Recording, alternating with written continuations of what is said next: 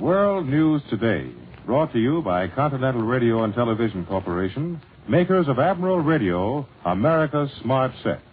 By shortwave broadcast, direct from important overseas stations, as well as the leading news centers of our own country, CBS correspondents are waiting to bring you a complete report from the world's political and battlefronts.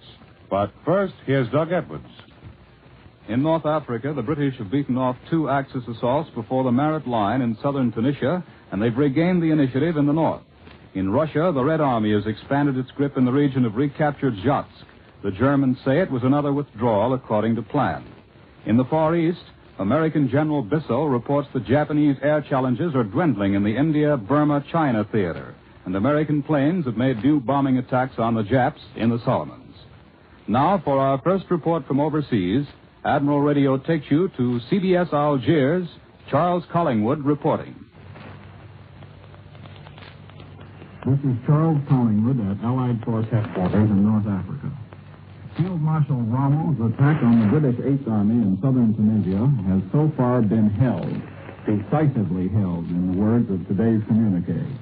There is no doubt here at headquarters that this German attack is the real thing. It is a major attack intended to defeat the Eighth Army, and Rommel is using a large armored force.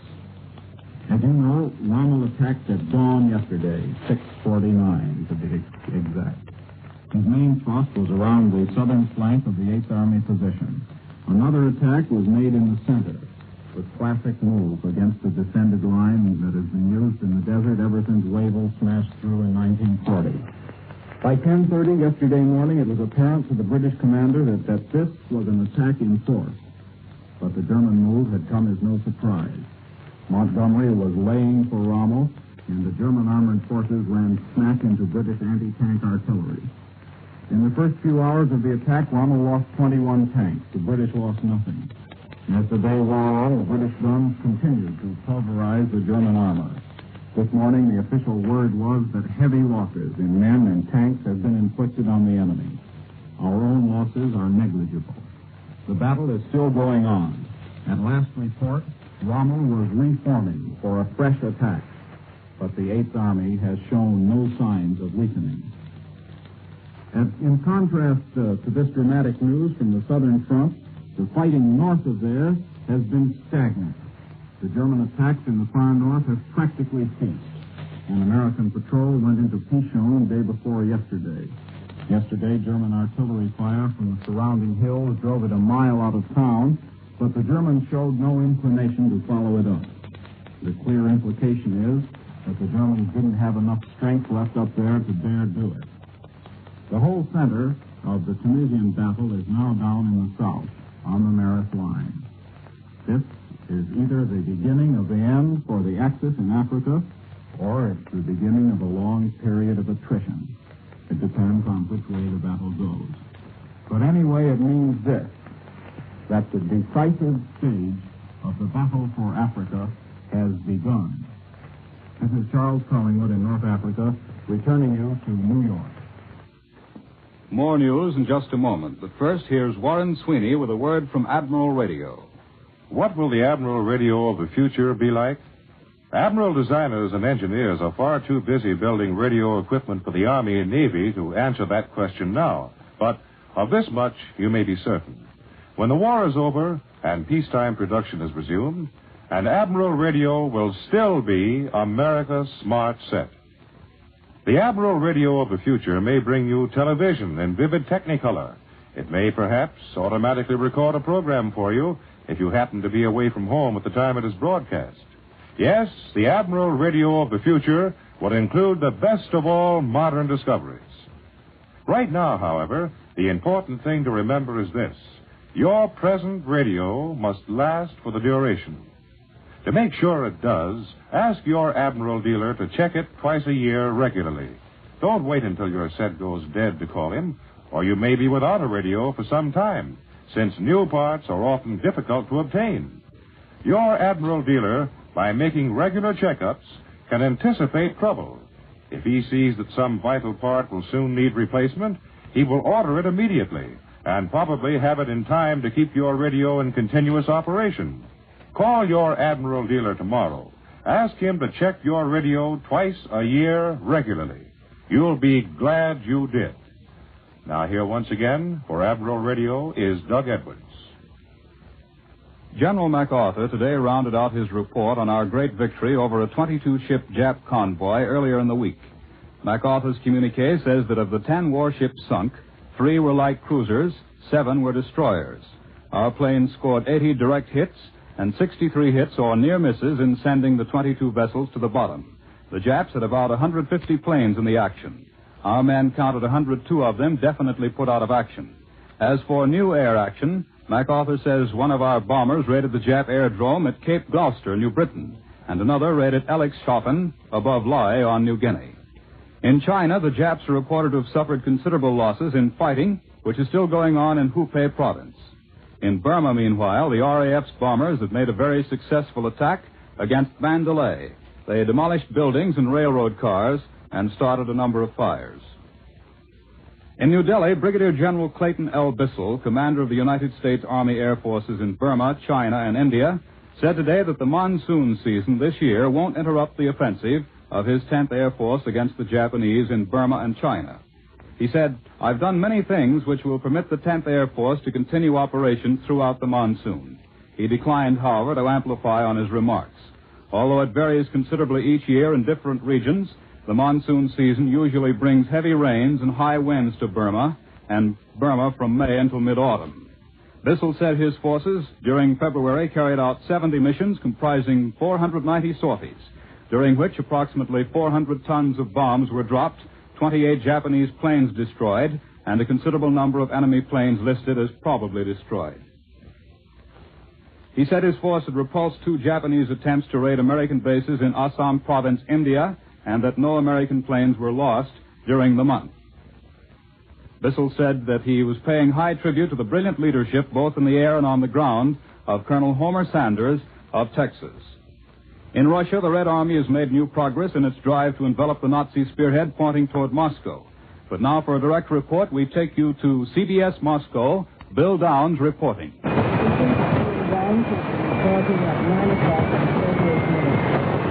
Moscow time. It is now 9 o'clock, 37 minutes, and 30 seconds exactly. A half a minute from now, we will have This is Radio Center Moscow, calling the Columbia Broadcasting System.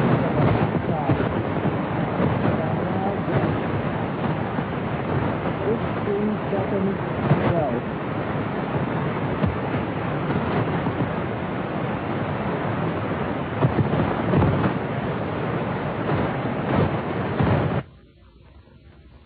We are sorry that our overseas signal from Moscow is unintelligible. Here is the news from the Russian front. The Russians, fresh from their victory at Zhatsk, are driving the Germans down the icy road to Smolensk. Today, a Soviet communique reports the capture of more than 50 settlements on the approaches to the great base of Vyazma. And Moscow claims the slaughter of nearly 4,800 more Germans in the fighting for Zhatsk. In a drive directly south of Olenino, 35 miles west of Rzhev, the Russians declare they've occupied several dozen inhabited places. The communique adds that the enemy is abandoning arms and equipment as he retreats. Berlin admits the fall of Zhatsk, but it uses the familiar line that the city was evacuated according to plan and without a fight. The Germans report that the Soviets are attacking relentlessly at Staraya Russa near the shores of Lake Ilmen. Moscow partially confirms that statement, declaring that Marshal Timoshenko's offensive on the northwestern front is grinding forward. The Russians claim the capture of a town where German counterattacks were beaten down. They say the Germans are using considerable air power on that front, but the Red Air Force is credited with shooting down 16 Nazi planes. In the drive toward the Dnieper River line, northwest of Kharkov, the Russians report the capture of 2 towns. In Western Europe, Allied planes appear to have given Germany an occupied beating along the attacks of the past week. And now we take you to CBS London. John Daly reporting. After 10 consecutive nights of raids over Germany and occupied Europe, the RAF last night gave the continent a breather. And in every city and town in England today, the little people of the British Isles are making a holiday of a campaign that will keep the RAF well supplied with the wherewithal to keep on bombing the Germans until they cry quits. This is the second day of Wings for Victory Week here in Britain. London's quota for the week is £150 million. Up to early this morning, £30 million, about $132 million of that quota had already been raised, and today the money is flowing in. In Trafalgar Square, where a great Lancaster bomber is on display, it looks more like a July 4th celebration than a campaign to raise money. I have just come from there, and thousands of men, women, and children are listening to speeches, buying victory buttons and flags, and little stickers on which they may write messages for Hitler, since they are to be stuck on bombs to be dropped on Germany. Everybody is having a fine time. I could not watch the thousands there without seeing immediately how sure they are that victory is now definitely to be theirs. And I could not but admire the cheerfulness with which they give what little they have left to bring that victory closer. Today's London newspapers announced that the Ministry of Food's appeal to eat more potatoes and less bread is not meeting with too much success. And there are warnings that possibly Lord Woolton and his ministry may have to ration bread and flour. However, even the food situation produces a little humor. Yesterday, a young lady walked down one of London's principal streets eating a banana. It had been given to her by an RAF suitor who had just come back from Africa. The papers carried pictures of the said young lady, surrounded by admiring citizens in sufficient quantities to cause a traffic jam. And one paper, over the caption, "To refresh your memory," prints a close-up of that banana. And now back to CBS New York and Doug Edwards. Now back in our New York studio is a man who has seen action on another important war front, Warrant Officer E.J. Kahn, Jr., of the slick pages of the New Yorker magazine, and more lately of the not-so-slick jungles of New Guinea. You've probably read some of Kahn's stories of Army campaigning. He's home on leave from the Army life. Well, Mr. Kahn, you're an old Army man now, aren't you? Well, I suppose you could call me that, Doug. I've been in the Army since July 1941, and now 1941 seems like a long time ago. You've seen a lot of overseas service? Nearly a year in Australia and New Guinea as a private, sergeant, and warrant officer. And just before I left Australia, I was with your CBS correspondent, George Murad. That was only 3 weeks ago. He was in fine shape when I left him. Right up there at the front lines, I suppose? Well, I was just about as near to them as you can get in the jungles without finding yourself trying to pick off snipers. You mean? Let me tell you the story of a trip to the front lines we made last Thanksgiving Eve, Doug. Our job was to get a boatload of ammunition to a little village on the New Guinea coast just east of the Jap positions at Buna. We had a little trawler with an Australian civilian as captain and a crew of Filipinos and New Guinea natives. We left about 12:30 in the morning, hugging the coast, but we hugged it too closely, and about 2 hours later, we went aground in the sandbar. Wasn't that sort of a hot spot in which to be marooned? It certainly was. I don't think we didn't realize it. We knew the Japanese patrol planes, you see, would be along at dawn. So our captain suggested that we take to a dinghy, try to row to a place where we could get help. None of us had any idea what the village we were heading for looked like. Finally, the captain admitted he was lost. He thought we had gone right on past the last American-held village, and then the next stop would be Buna and the Japs. Cheerful thought. Yes, and we faced almost as much trouble from our own men on shore as from the Japs. There had been rumors that the Japanese were planning to put reinforcements ashore in that area, and if we sailed in, we might easily be wiped out by our own men. Our Australian captain knew that just as well as any of us, and I can tell you he was getting pretty nervous. Finally, we sighted a village and decided to land. When we were about 50 yards offshore, I shouted, "Guard!" An American voice answered. That was luck. Wait a minute, we weren't out of our tough spot yet. We didn't know the password of that particular area, but we did know that the Japs can't pronounce the letter L. So we called out a word that has plenty of L's in it, and, believe it or not, it was just the right one. That ended your trip? Well, not quite, Doug. Then we went up to the front. We were within 150 yards of where Yanks and Japs were fighting hand to hand. But the jungle was so thick, we couldn't see a thing. Guns were clattering, and mortar shells were dropping close. Too darn close. Then we had to get back to our own base, a hike of some 20 miles. When we were passing our abandoned boat, Japanese planes came over. They swooped down, and in a couple of minutes our trawler was just wreckage. Well, you certainly are a veteran. Well, I suppose so, but let me tell you that all of our men who went through the New Guinea fighting are real veterans now. They know jungle fighting. They learned it the hard way. And they also know that they're superior to the Japs at that game. Well, it's certainly swell to hear that about our boys from a man who's been in the jungle with them, and thank you, Warrant Officer E.J. Kahn, Jr. And we'll be waiting for that new book of yours on your overseas experiences, which is coming out in 2 or 3 months. This week, America's heavy bombers dealt new blows to the enemy in Western Europe and in the Southwest Pacific. Our flying fortresses and liberators attacked Germany's submarine bases and dockyards, while their counterparts were helping wreck a Jap convoy off New Guinea. And this was not the first time the Axis has felt the blows of our big bombers. Now for a direct report on what goes on in a flying fortress 4 miles above the ground, Admiral Radio takes you above the Smyrna Air Base in Tennessee. Bill Slocum, Jr. reporting. I have just been handed a tiny slip of paper which says altitude 27,400 feet, temperature outside 35 degrees below zero, which translated means we are more than 5 miles above the ground, and of course 35 degrees below zero is 35 degrees below zero anywhere you're unlucky enough to run into it. At 5 miles above the Earth's surface, you feel like a pampered poodle in the world's most beautiful doghouse. Above is a sky of blue that I, for one, just can't describe. It's beautiful, to coin a phrase. We are wrapped to our ears in leather and sheepskin, and we are all wearing the cutest muzzles you ever saw. These muzzles, of course, are oxygen masks, each molded to the individual face by Major Tom Carbine, who seemed a little upset to find that the Neanderthalic skull was so prevalent in the radio industry. You don't just wear an oxygen mask, you have a fitting. Actually, the masks aren't too uncomfortable.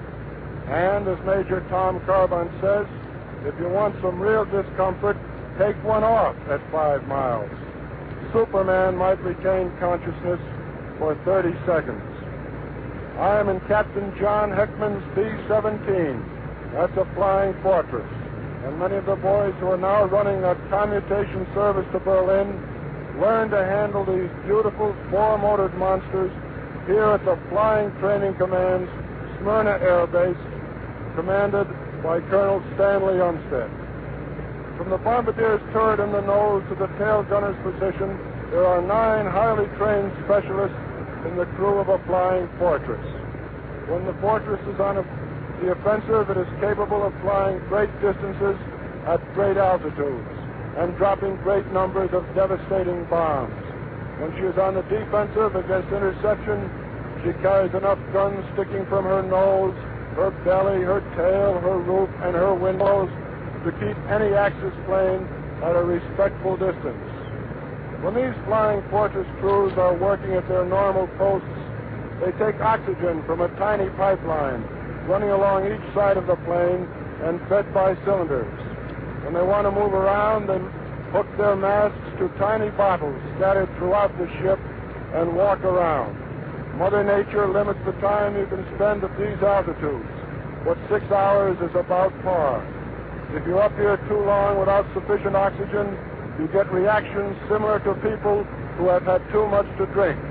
I understand that these kind of persons sometimes get very happy and carefree, and sometimes get very hard to get along with, depending upon the individual. This might easily be the subject for another broadcast. I return you now to CBS in New York and Doug Edwards. Within the hour, the Navy announced new attacks by our planes on Jap positions in the Solomons. For this report and news of a new selective service order, Admiral Radio takes you to CBS Washington, Lee White reporting. A Navy communique an hour ago reported still more American bombings of Japanese-held areas throughout the Solomon Islands. Fires were started at Kahili, Buin, and Palali in the Shortland Island area. The American base on Tulagi Island, just north of Guadalcanal, was bombed by the Japanese the night before last. 2 men were killed. Here in the United States, the Army has announced that 14 officers and men are believed to have drowned during maneuvers off the Gulf Coast of Florida. A landing barge in which the men were practicing ran aground on a sandbar during a storm, and the landing ramp was accidentally lowered, flooding the interior. The War Manpower Commission has just abolished the special 4H classification for men between 38 and 45 years of age.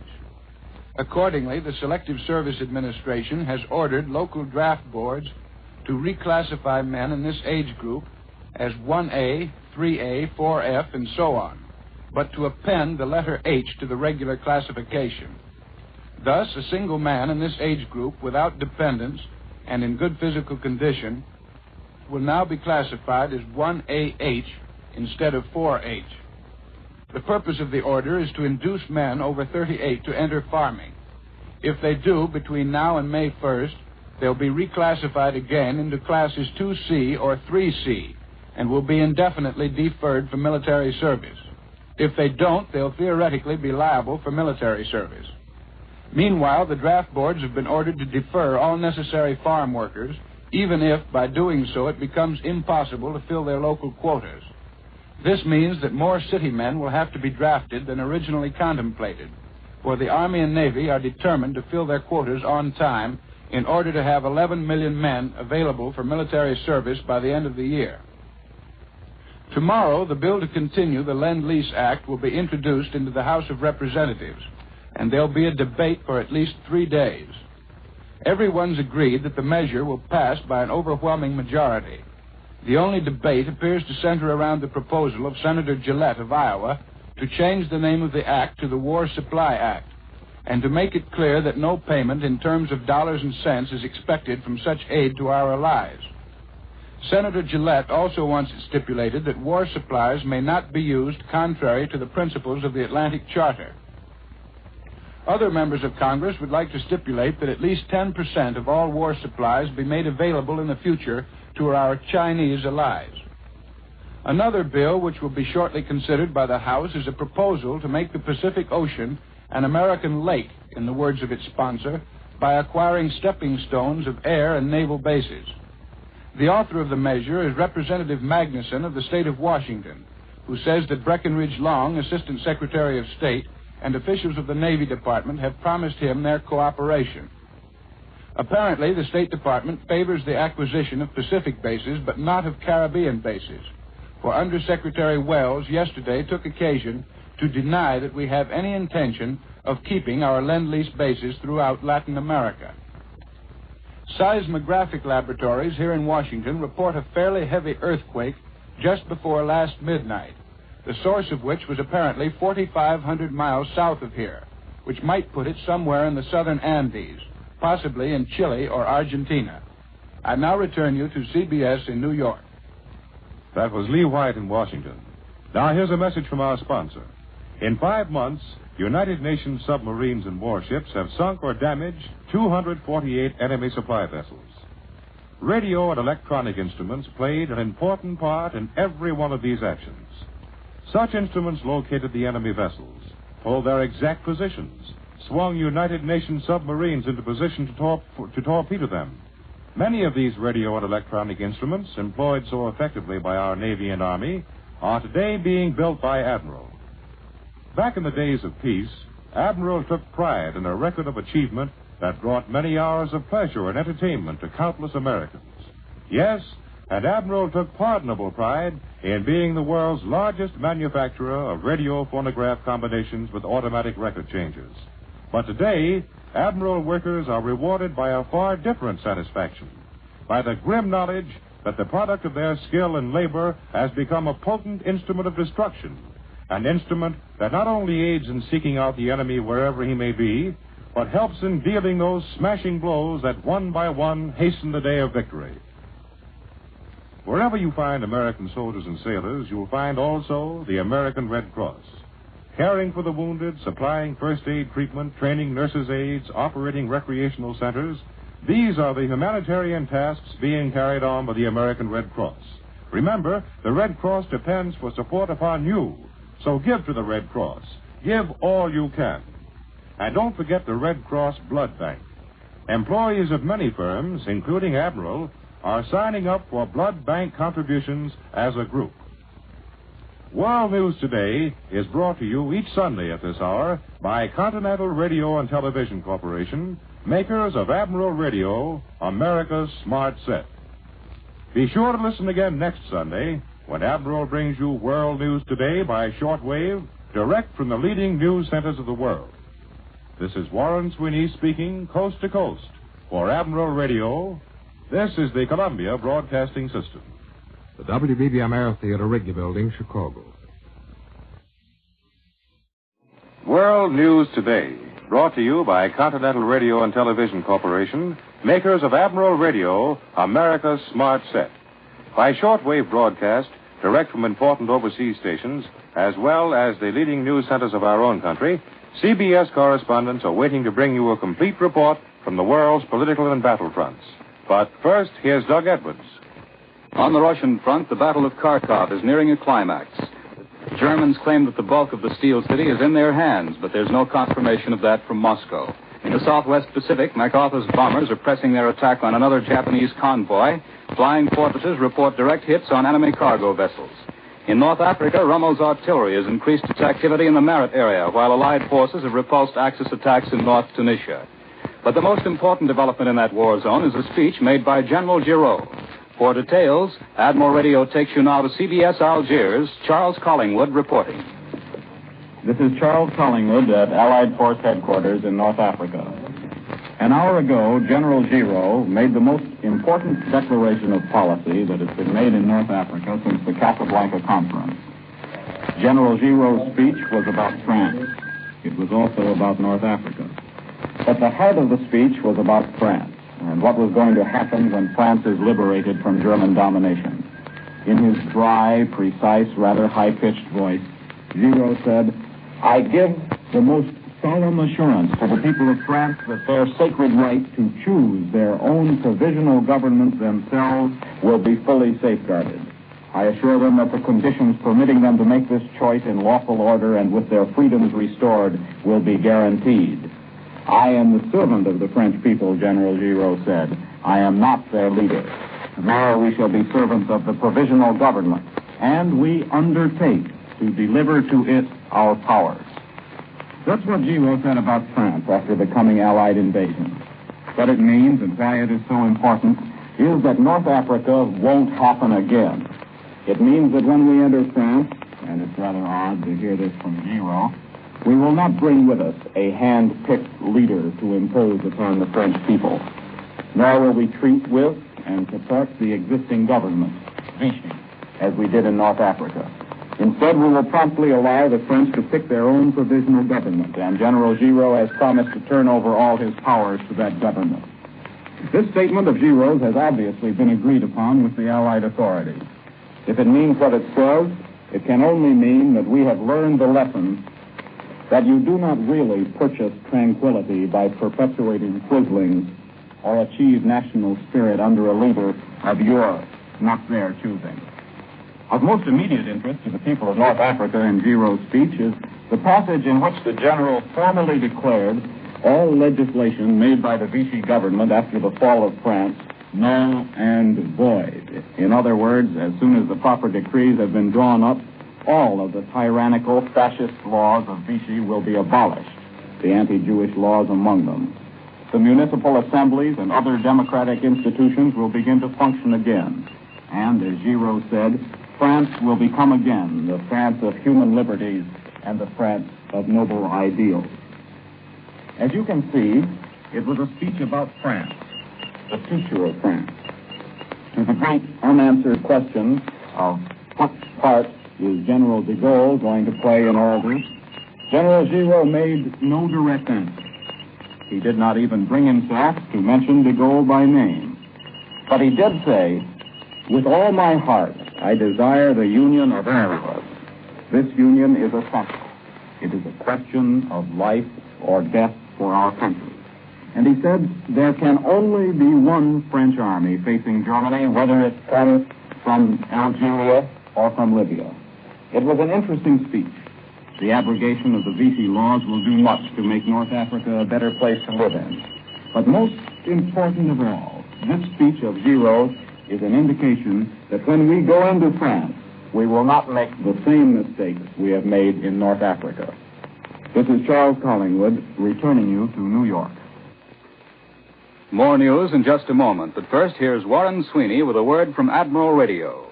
It will be interesting to check the actions reported in today's news and see how many there are in which Admiral might have been represented. An American destroyer blasting a Jap transport out of the water. American planes winging their way over Nazi-occupied Europe. American tanks battering the German line in Africa. In all of these actions, Admiral products for victory might be found fighting alongside American men. Radio equipment, from portable stations carried by hand to giant land-based transmitters. Electronic instruments pointing out the path for American planes and tanks, locating targets, firing guns. These instruments are the Admiral products for victory on the battlefronts. Admiral is capable of building them because Admiral has been devoted to a single purpose throughout the years, the purpose of making each radio better than the last. Nationally known radio and electronic engineers and research technicians have long been employed to carry out this aim.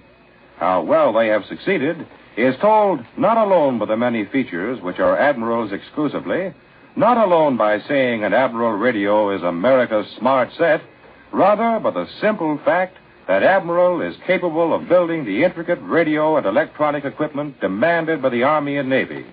It is told also in the thousands of Admiral products for victory on all battlefronts, fighting alongside American men in all branches of the service. Now, here again for Admiral is Doug Edwards. Today's news from Russia centers on the flaming battle for Kharkov, and there's no doubt but that the situation is serious for the Red Army. The newspaper Pravda reports that Soviet forces have retreated to new lines both west and north of Kharkov.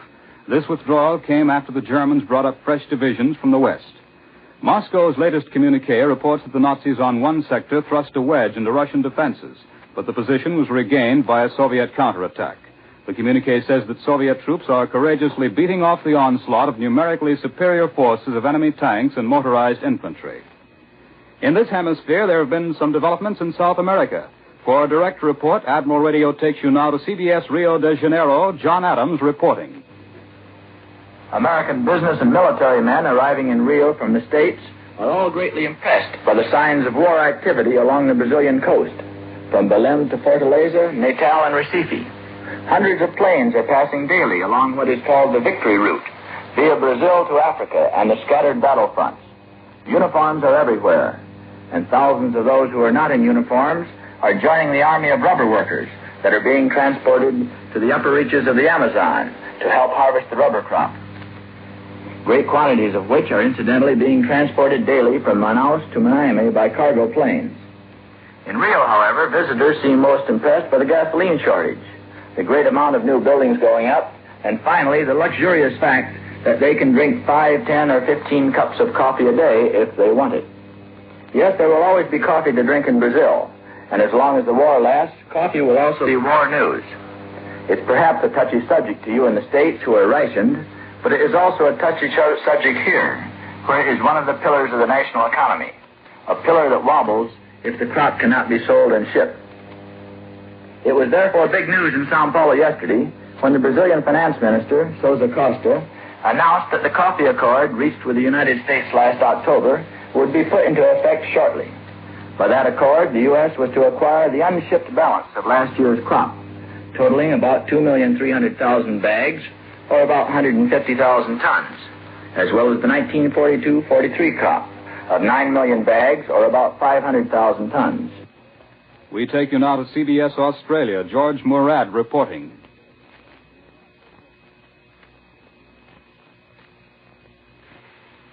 Today from Australia, we present Captain Raymond E. Holsey of Altus, Oklahoma, who holds the outstanding record of 51 bombing missions against the Japanese. Just a few days ago, over the shark-infested Bismarck Sea, his flying fortress was set ablaze 350 miles from home base, and 5 of his crew were wounded. But he came in with all hands safe in the charged coffin of his plane. Part of the wings and all of the belly burned out. How did you do it, Ray? Well, my co-pilot, Lieutenant Brian Reeves, and crew fought the fire. But here's what happened. We were out near New Britain making our first run on a big fat transport. I called zeros, 12 or 14 of them. But I thought, no, what the heck, information and zero good. Just as we got the bombs away, one of the nets got in 2 or 3 good bursts. First, I smelled smoke. Then the engineer opened the door into the bomb bay compartment, and the flame just about took his hair off. They had hit the hydraulic fluid line, and had thrown burning oil all over the bomb bay. Were you scared? Boy, you can say that again. We couldn't jump over that convoy. The nip would have shot us clean out of our chute. So I told Charlie Giddings in the next shift that I'd try crash landing on a little island. He pulled me down, giving me encouragement all the time. But once he made me kind of sore. I told him it's getting kind of hot in here, Charlie. He came back with that old drawl. Yeah, Ray, it looks a little warm in there. We were down to 300 feet when the boys beat the fire out with a CO2 bottle and they went a flying suit. That's about all. I see. Nothing to it. But the boys tell me you landed with nothing but fresh air between the nose and tail. I guess she did look kind of bad, but those old B-17s can sure take it. The communique yesterday says another 8-ship convoy has been sighted approaching Wewak and hit.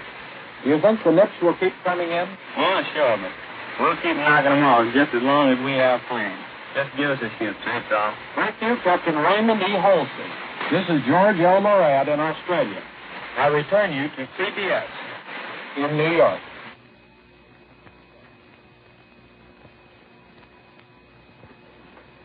Back in this country, one of our naval flyers is experimenting with a Jap Zero fighter plane captured in the Southwest Pacific.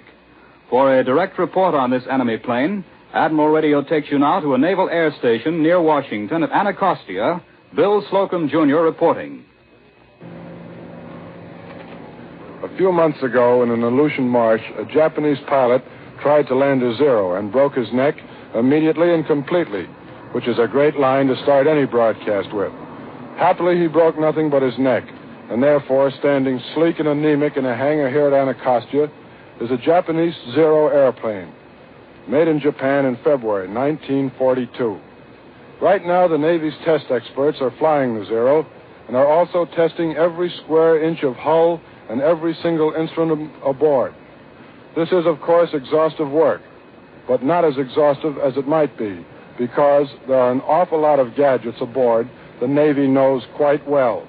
It should, because they were made in America.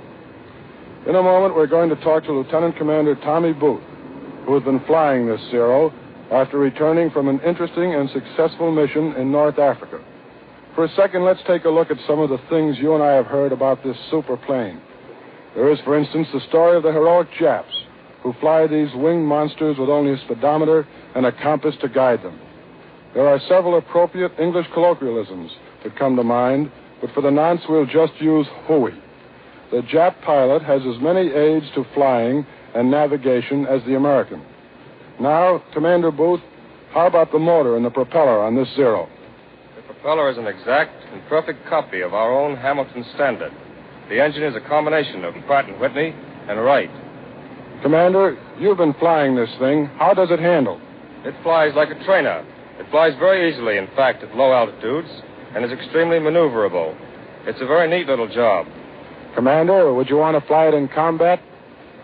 No, and I might add once more, no. First of all, it's the same as putting 2 small cannons behind my ears and 2 machine guns in my hands and saying, go up and fight. There is absolutely no protection in the Zero, not one single piece of armor, and there is a terrific fire hazard. Our gas tanks are self-sealing. Zero tanks are not, and 1 bullet will turn a Zero into a furnace. Well, I'm for that. How about some statistics on the Zero, Commander? Things the Japs know, but American citizens don't know. She'll do about 328 miles an hour. That F-4U over there, that's the Corsair, will do better. The Zero can get up to 38,000 feet, and she weighs 5,550 pounds. Her firepower is low. She has 2 small cannons and 2 machine guns. How does she compare to American ships of a similar type and purpose? Our fighters are heavier, but they are better protected. There is no compromise in a Jap plane with pilot safety, and if he's hit, he's dead. We like to give our boys a break with armor protection, and our planes are more heavily armed. And above all, we have those leak-proof tanks. Could you say a kind word for the Zero? Indeed, I could. She's easy to handle, and she's well built. The parts are smaller and considerably more compact. She's a tough job to repair. They must use midget Japs to build them. That, then, is the story of the vaunted Jap Zero, right from the jockey's mouth, so to speak. She can run, and she's easy to handle, but she just hasn't got the class to run with heavier, better-built American thoroughbreds. That's why the Yanks are knocking down 4 zeros to every one of their own that is lost. And a dead zero invariably means a dead Jap, which isn't the case with our boys and planes. I return you now to CBS in New York and Doug Edwards. Across the Atlantic, Allied planes seem to have given Germany and occupied Europe another night of rest. For a direct report on developments in the British capital, Admiral Radio takes you now to CBS London. Bob Trout reporting. London is having a fairly quiet Sunday. A few German raiders were over England's southeast coast region last night, while planes of Royal Air Force Bomber Command were out laying mines in enemy waters. But there's no word of activity during the day, either over here or across the channel over there, although people who live on the southeast coast heard a series of loud explosions from across the channel today. This week just past has been marked by the arrival in London of some unusual reports of French resistance to the Germans in France. Put together, they tell a remarkable story, as you know. However, the belief in London is that all the events reported this week did not necessarily happen this week. In other words, it seems true that the underground struggle against the Germans continues steadily in France, but we should not take for granted that a great uprising is now taking place. You know that Great Britain has, for nearly 3 years, followed the policy of not encouraging a real French revolt too early in the game, while the Germans are still in a position to crush it. It is true that General de Gaulle has now called for a revolt, but what is behind this is not yet public knowledge. The French National Committee in London has also sent another memorandum to General Giraud, emphasizing that the fighting French here are not interested in personal rivalries and setting forth the conditions under which the fighting French and the North and West African French could unite against the enemy. A good many people in London expected a good deal from General Giraud in his speech today. Reports of that speech are still coming into London, and it hasn't been generally read here, much less studied. But from the early reports, it seems that General Giraud lived up to the advanced expectations in Britain in such matters as ending the Vichy fascist laws and announcing that France can choose its own government after the war. But we've had no reports here that General Giraud announced a new and more liberal regime in North Africa, as had been predicted. And now back to CBS New York and Doug Edwards. In this country, the Navy has reported new action in the Solomons and the Aleutians, and the President is meeting with Anthony Eden. For this news and other developments, Admiral Radio takes you now to CBS Washington. Lee White reporting. Curtiss P-40 fighter planes, the Navy's just announced, have carried out 2 attacks on Japanese positions on Kiska in the Aleutian Islands. The same communique also reports 7 more American raids on enemy positions in the Solomons. At 2:30 p.m., just as this broadcast came on the air, a special nonpartisan delegation of senators called at the White House to submit to Messrs. Roosevelt and Eden their plan for bringing about a lasting peace. In a word, the Senate is ready to pledge itself to wholehearted American participation in some international body to keep the peace as soon as the war is won. In other words, to the establishment of some successor to the League of Nations. This would seem to indicate a different spirit in Congress today from that which dominated the body in 1918. Then, Congress' main desire was to return to pre-war isolationism. Today, our Congress, while still tinged with isolationism, is prepared to admit the necessity as well as the inevitability of some international cooperation. Among other things, the Senate's program envisions temporary commissions to administer the affairs of liberated countries until popular governments can be freely chosen, adequate machinery for peacefully settling disputes between nations, and a United Nations police force to prevent aggression. The plan will be introduced in Congress on Tuesday. Tomorrow, joint bills will be introduced in both the House and Senate, proposing the creation of a new office of Assistant Secretary of Commerce for small business. The bill appears to have the support of the Patman Committee of the House. And now here in our New York studio is Columbia's military analyst, Major George Fielding Elliott. The struggle for Kharkov continues, and the tenacity of the Russian resistance once more emphasizes the resisting powers of the modern city as a defensive strong point.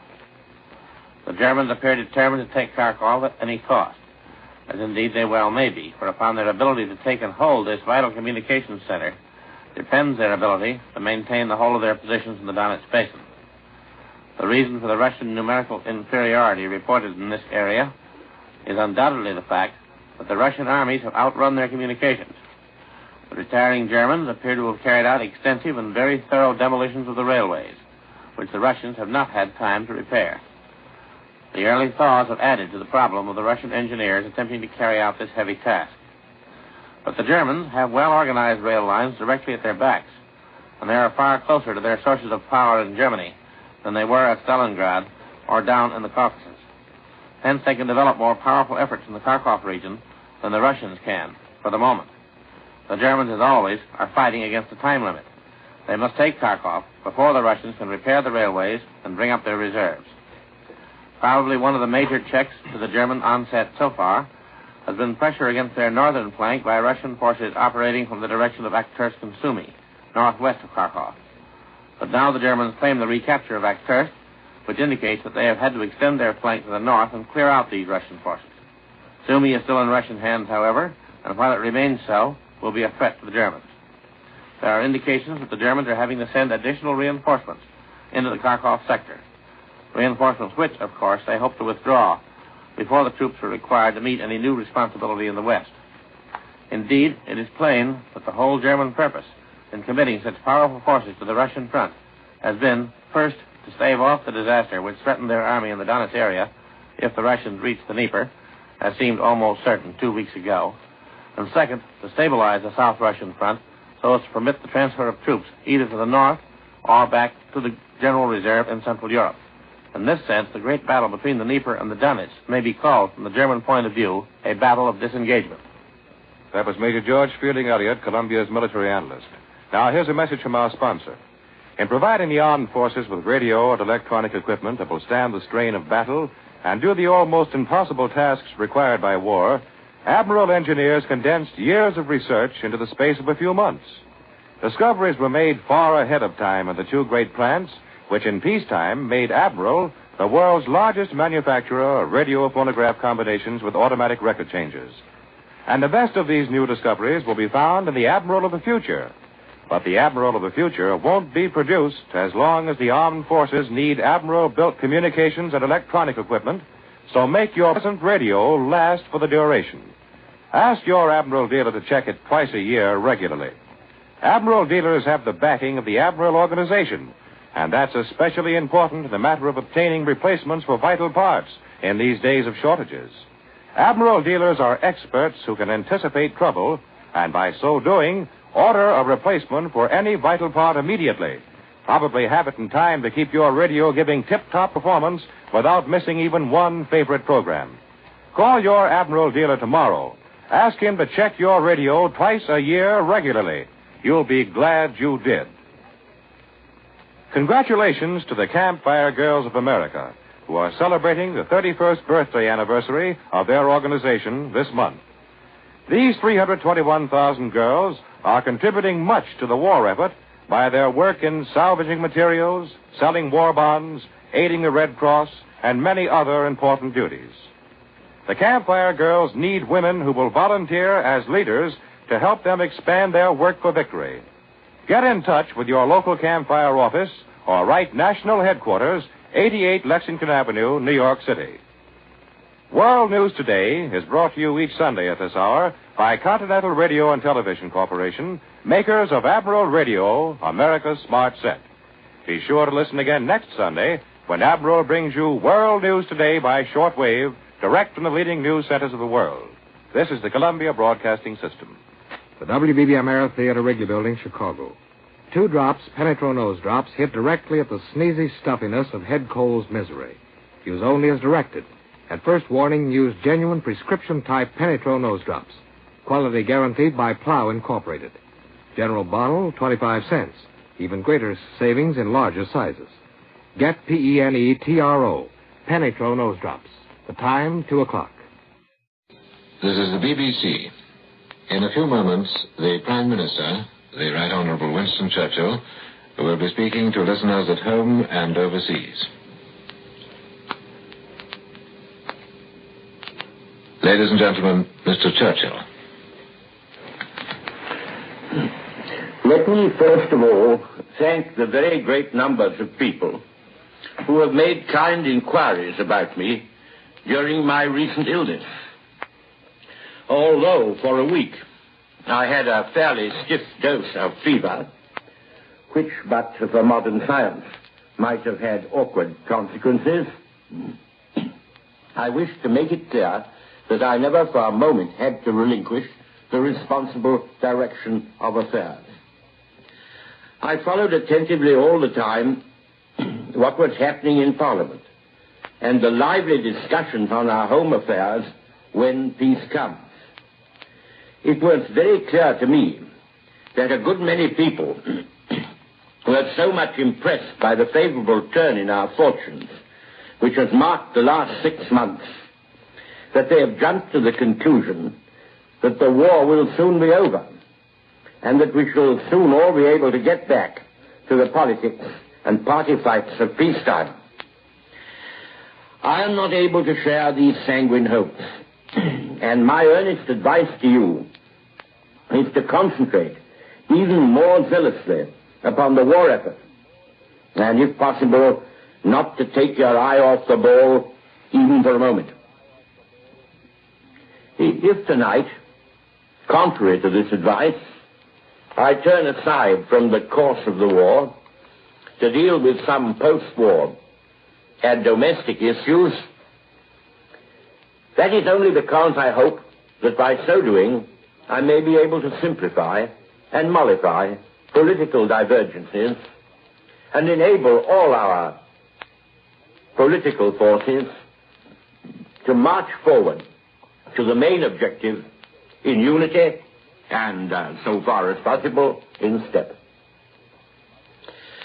First of all, we must beware of attempts to over-persuade or even coerce His Majesty's government to bind themselves or their unknown successors in conditions which no one can foresee and which may be years ahead, to impose great new expenditure on the state without any relation to the circumstances which might prevail at that time, and to make them pledge themselves to particular schemes without relation to other extremely important aspects of our post-war needs. The business of proposing expenditure rests ultimately with the responsible government of the day. And it is their duty and their duty alone to propose to Parliament any new charges upon the public, and also to propose in the annual budgets the means of raising the necessary funds. The world is coming increasingly to admire our British parliamentary system and ideas. It is contrary to those ideas that ministers or members should become pledge-bound delegates. They are a band of men who undertake certain honorable duties, and they would be dishonored if they allowed their right and duty to serve the public as well as possible on any given occasion to be prejudiced by the enforced premature contraction of obligations. Nothing would be easier for me than to make any number of promises and to get the immediate response of cheap cheers and glowing leading articles. I'm not in any need to go about making promises in order to win political support or to be allowed to continue in office. It was on a grim and bleak basis that I undertook my present task, and on that basis I have been given loyalty and support such as no Prime Minister has ever received. I cannot express my feeling of gratitude to the nation for their kindness to me and for the trust and confidence they have placed in me during long, dark, and disappointing periods. I'm absolutely determined not to falsify or mock that confidence by making promises without regard to whether they can be performed or not. At my time of life, I have no personal ambitions, no future to provide for. And I feel I can truthfully say that I only wish to do my duty by the whole mass of the nation and of the British Empire as long as I'm thought to be of any use for that. Therefore, I tell you round your firesides tonight that I am resolved not to give or make all kinds of promises and tell all kinds of fairy tales to you who have trusted me and gone with me so far and marched through the valley of the shadow till we have reached the upland region on which we now stand with firmly planted feet. However, it is our duty to peer through the mists of the future to the end of the war, and to try our utmost to be prepared by ceaseless effort and forethought for the kind of situations which are likely to occur. Speaking under every reserve, and not attempting to prophesy, I can imagine that sometime next year, but it may well be the year after, we might beat Hitler, by which I mean beat him and his powers of evil into death, dust, and ashes.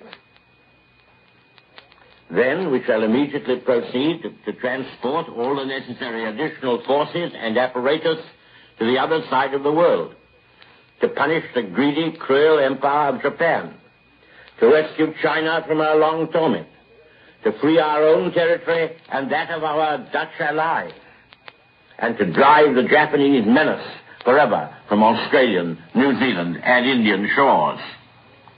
That will be our first and supreme task, and nothing must lure us from it.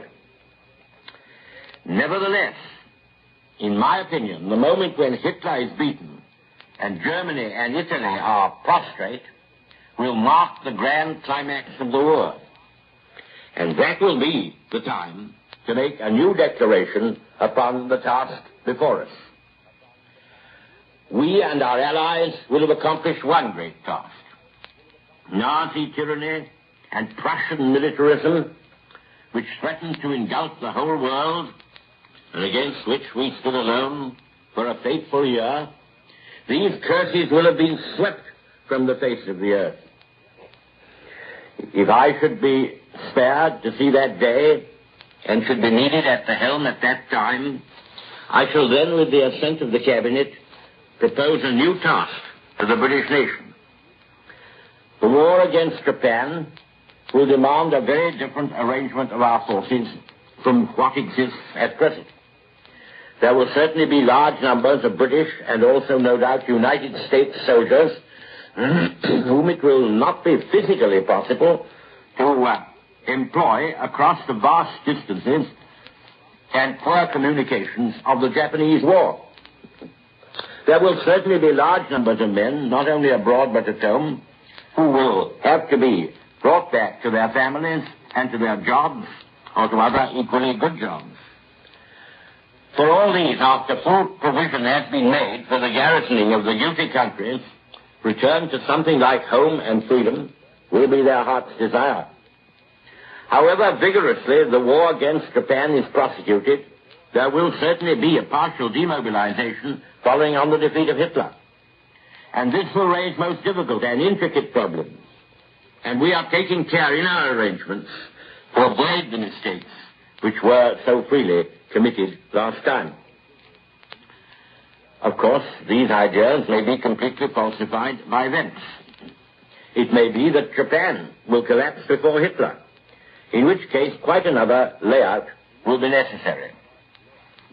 As, however, many people wish ardently to discuss the future, I adopt for this purpose tonight what seems to me to be the most likely situation. On this assumption, it would be our hope that the United Nations, headed by the three great victorious powers, the British Commonwealth of Nations, the United States, and Soviet Russia, should immediately begin to confer upon the future world organization, which is to be our safeguard against further wars, by effectually disarming and keeping disarmed the guilty states, by bringing to justice the grand criminals and their accomplices, and by securing the return to the devastated and subjugated countries of the mechanical resources and artistic treasures of which they have been pillaged. We shall also have a heavy task in trying to avert widespread famine in some, at least, of the ruined regions. We must hope and pray that the unity of the three leading victorious powers will be worthy of their supreme responsibility, and that they will think not only of their own welfare, but of the welfare and future of all. One can imagine that under a world institution embodying or representing the United Nations, and someday all nations, there should come into being a Council of Europe and a Council of Asia. As according to the forecast I'm outlining, the war against Japan will still be raging, it is upon the creation of the Council of Europe and the settlement of Europe that the first practical task will be centered. Now, this is a stupendous business. In Europe lie most of the causes which have led to these two world wars. In Europe dwell the historic parent races from whom our Western civilization has been so largely derived. I believe myself to be what is called a good European, and I should deem it a noble task to take part in reviving the fertile genius and in restoring the true greatness of Europe. I hope we shall not lightly cast aside all the immense work which was accomplished by the creation of the League of Nations. Certainly we must take as our foundation the lofty conception of freedom, law, and morality which was the spirit of the League.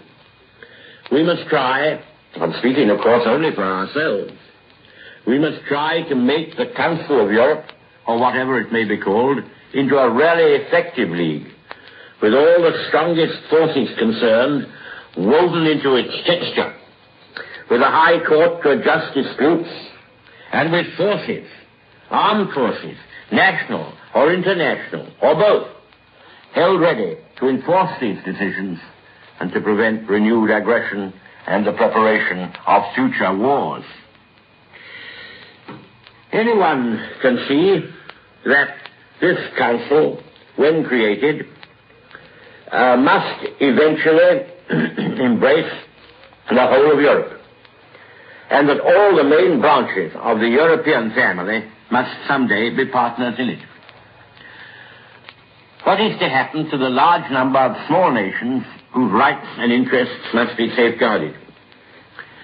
Here let me ask, what would be thought of an army that consisted only of battalions and brigades, and which never formed any of the larger and higher organizations like army corps? They would soon get mopped up.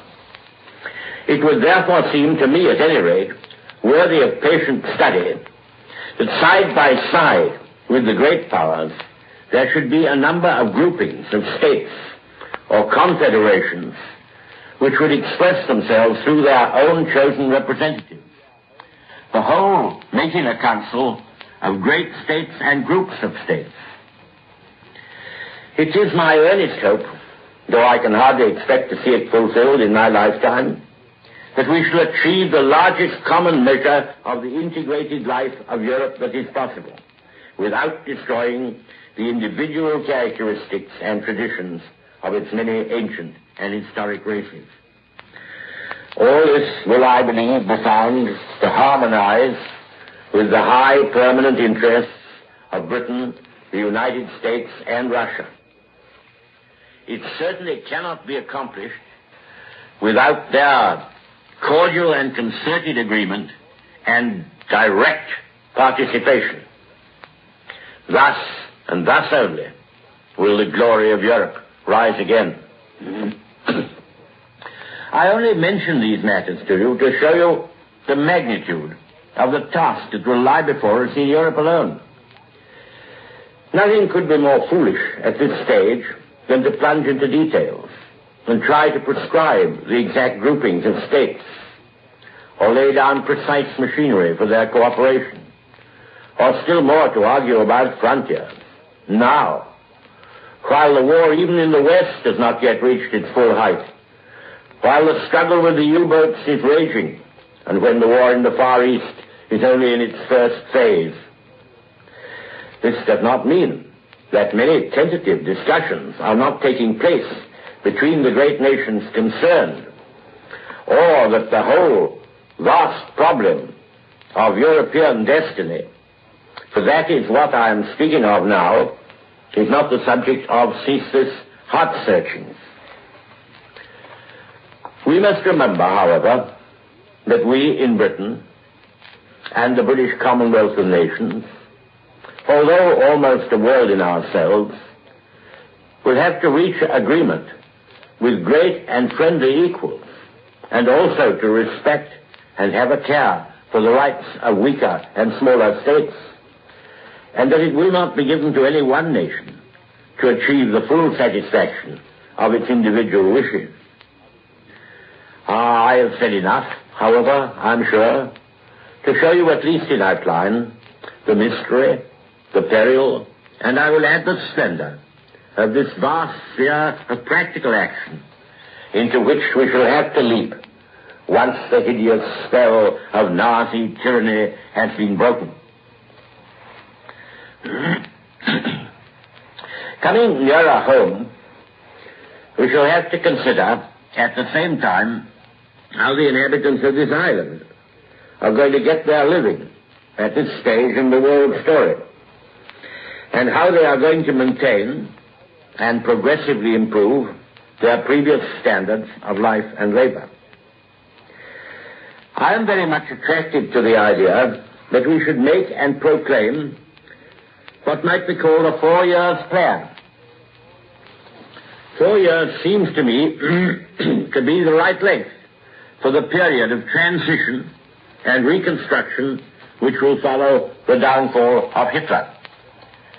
We have 5-year parliaments, and a 4-year plan would give time for the preparation of a second plan. This 4-year plan would cover 5 or 6 large measures of a practical character, which must all have been the subject of prolonged, careful, energetic preparation beforehand, and which fit together into a general scheme. When this plan has been shaped, it will have to be presented to the country, either by a national government, formally representative, as this one is, of the 3 parties in the state, or by a national government comprising the best men in all parties who are willing to serve. I cannot tell how these matters will settle themselves. But by 1944, our present Parliament will have lived 9 years.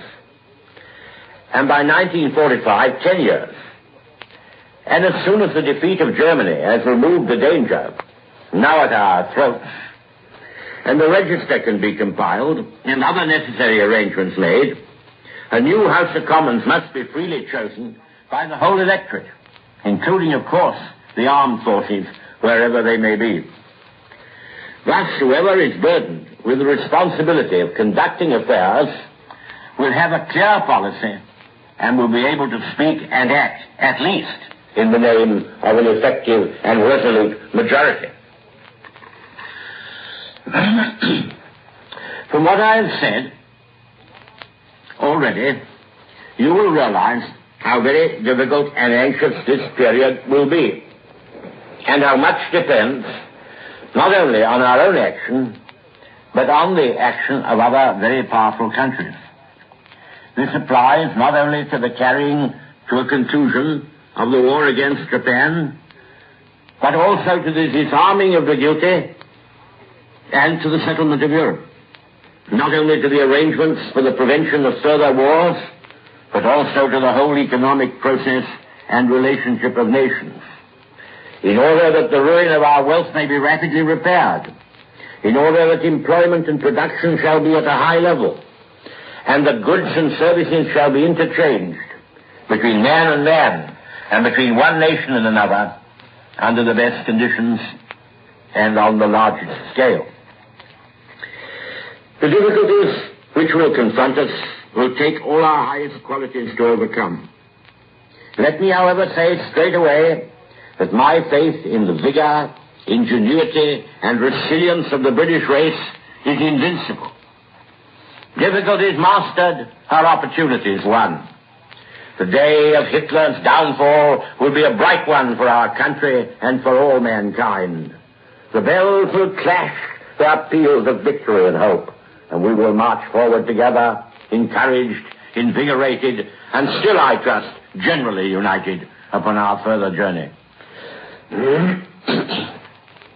I personally am very keen that a scheme for the amalgamation and extension of our present incomparable insurance system should have a leading place in our 4 years plan.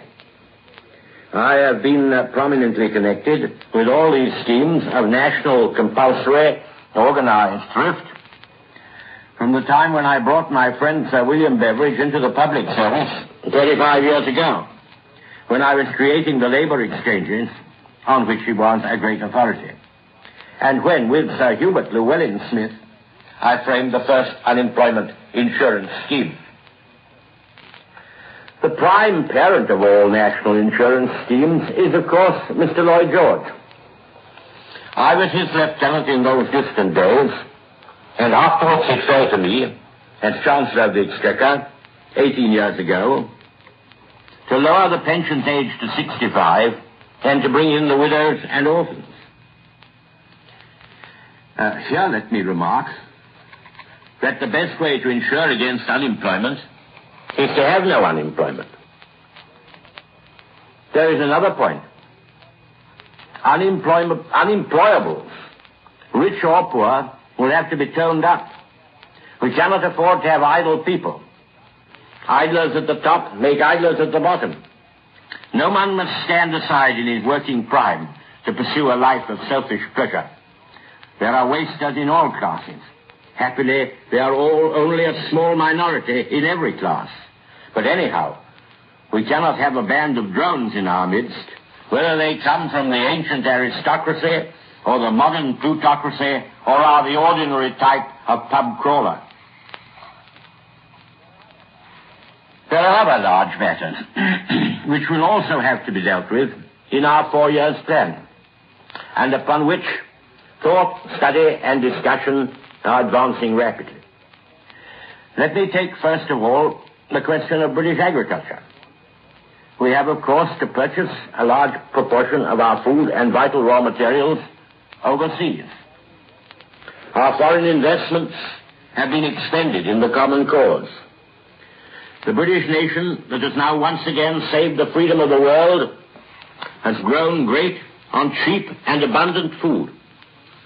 Had it not been for the free trade policy of Victorian days, our population would never have risen to the level of a great power, and we might have gone down the drain with many other minor states to the disaster of the whole world. Abundant food has brought our 47 million Britons into the world.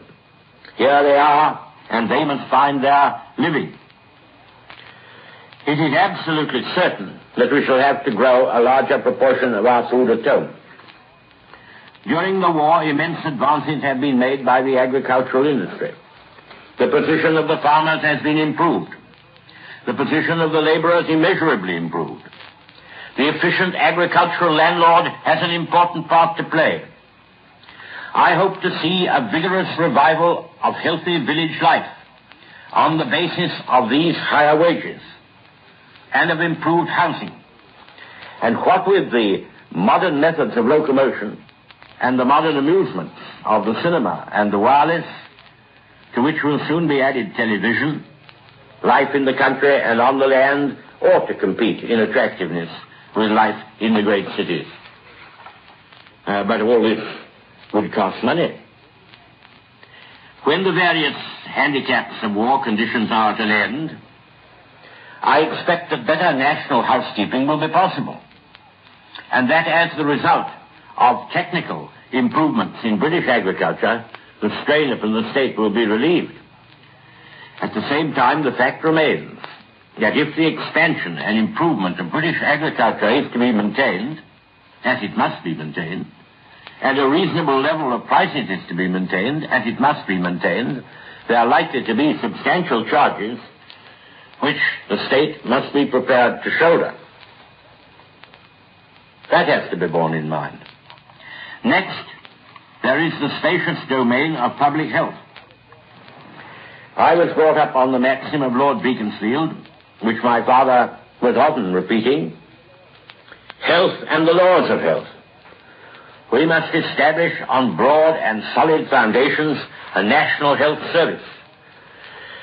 Here, let me say, there's no finer investment for any community than putting milk into babies. Healthy citizens are the greatest asset any country can have. One of the most somber anxieties which beset those who look 30 or 40 or 50 years ahead, and in this field one can see ahead only too clearly, is the dwindling birth rate.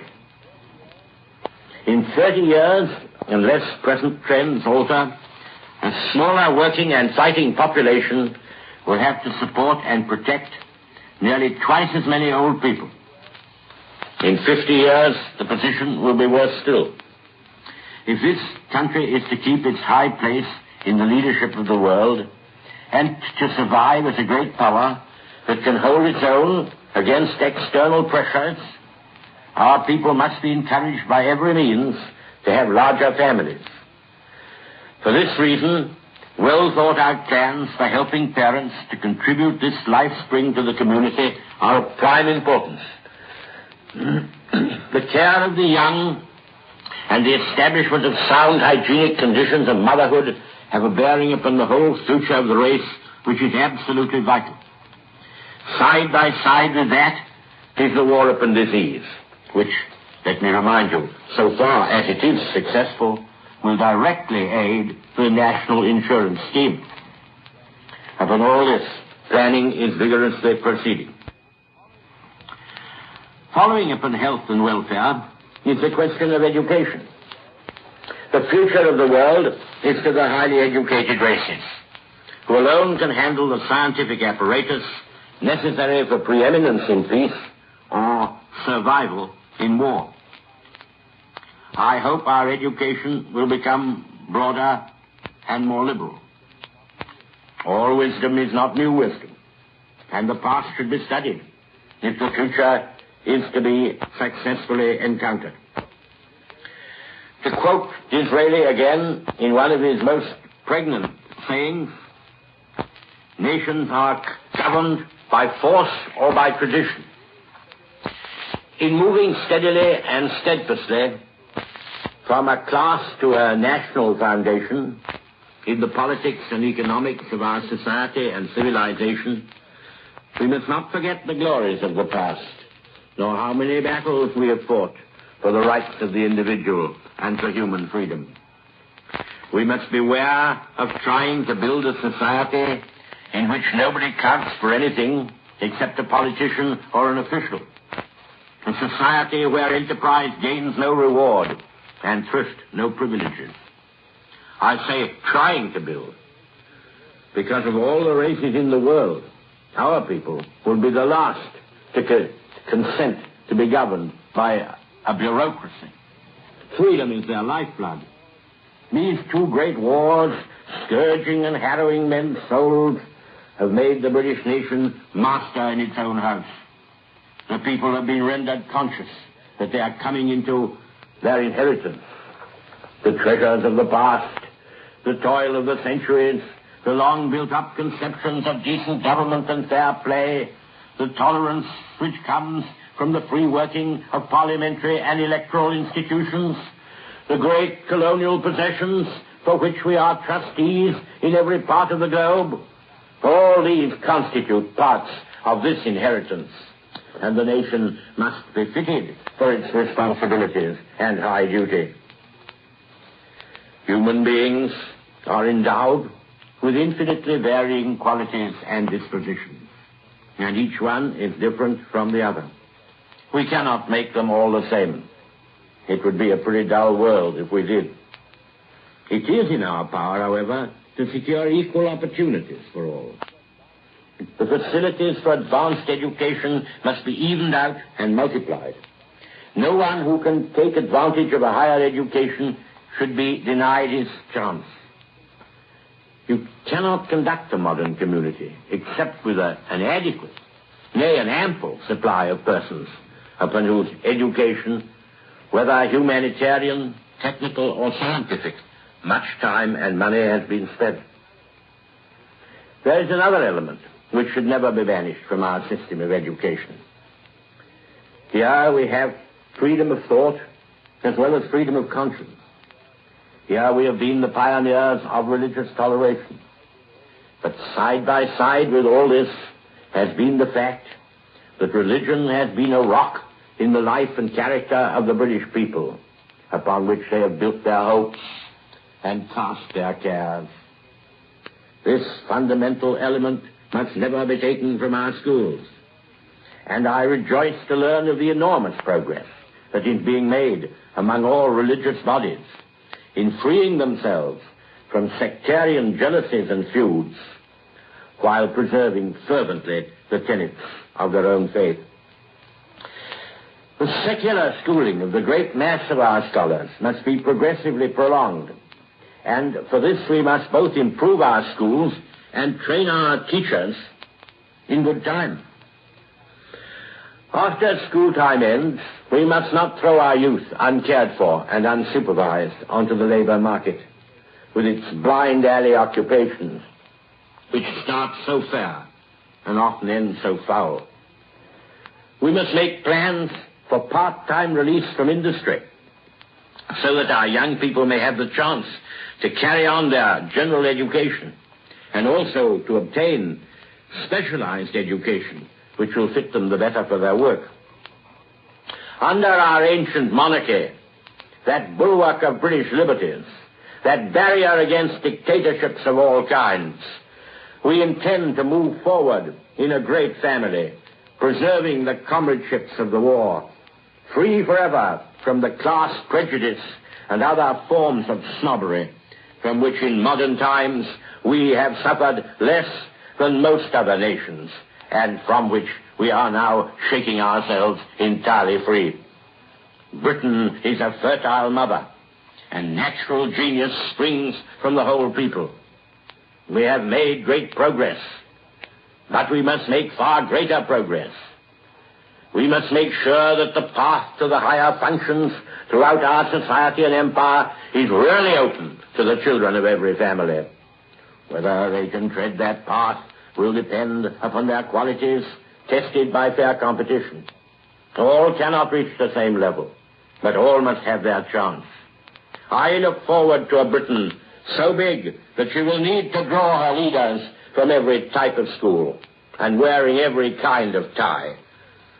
Tradition may play its part, but broader systems must now rule. We have one large immediate task in the replanning and rebuilding of our cities and towns. This will make a very great call on all our resources in material and labor. But it is also an immense opportunity, not only for the improvement of our housing, but for the employment of our people in the years immediately after the war. In the far-reaching scheme for reorganizing the building industry, prepared by the Minister of Labor and the Minister of Works, will be found another means of protecting our insurance fund from the drain of unemployment relief. Mr. Bevin is attacked from time to time, now from one side, now from another. When I think of the tremendous changes which have been effected under the strain of war in the lives of the whole people, of both sexes and of every class, with so little friction, and when I consider the practical absence of strikes in this war compared to what happened in the last, I think it will be able to take it all right. You will see from what I've said that there is no lack of material for a 4-year plan for the transition period from war to peace, and for another plan after that. For the present, during the war, our rule should be no promises, but every preparation, including, where required, preliminary legislative preparation. Before I conclude, I have to strike 2 notes, one of sober caution and the other of confidence. All our improvements and expansion will have the caution first. All our improvements and expansion must be related to a sound and modernized finance. A friend of mine said the other day in the House of Commons that pounds, shillings, and pence were meaningless symbols. This made me open my eyes and prick up my ears. What then are we to say about the savings of the people? We have just begun a Wings for Victory war savings campaign to which all classes have subscribed. Vast numbers of people have been encouraged to purchase war savings certificates. Income tax is collected from the wage earners of a certain level and carried to a nest egg for them at the end of the war, the government having the use of the money meanwhile. A nest egg, similar in character, will be given to the armed forces. Those whose houses have been destroyed by air raid damage and who have in many cases paid insurance are entitled to their compensation. All these obligations were contracted in pounds, shillings, and pence. At the end of this war, there will be 7 or 8 million people in the country with 200 or 300 pounds apiece, a thing unknown in our history. These savings of the nation, arising from the thrift, skill, or devotion of individuals, are sacred. The state is built around them, and it is the duty of the state to redeem its faith in an equal degree of value. Now, I am not one of those who are wedded to undue rigidity in the management of the currency system. But this I say, that over a period of 10 or 15 years, there ought to be a fair, steady continuity of values, if there is to be any faith between man and man, or between the individual and the state. We have successfully stabilized prices during the war. We intend to continue this policy after the war to the utmost of our ability. This brings me to the subject of the burden and incidence of taxation. Direct taxation on all classes stands at unprecedented and sterilizing levels. Besides this, there is indirect taxation, raised to a remarkable height. In wartime, our people are willing and even proud to pay all these taxes. But such conditions could not continue in peace. We must expect taxation after the war to be heavier than it was before the war. But we do not intend to shape our plans or levy taxation in a way which, by removing personal incentive, would destroy initiative and enterprise. If you take a single year of peace,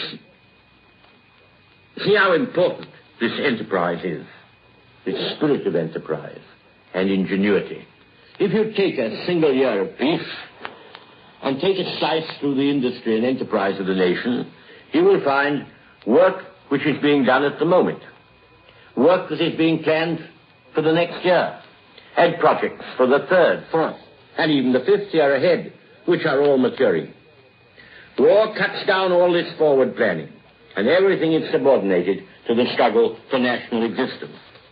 Thus, when peace came along suddenly, as it did last time, there were no long, carefully prepared plans for the future.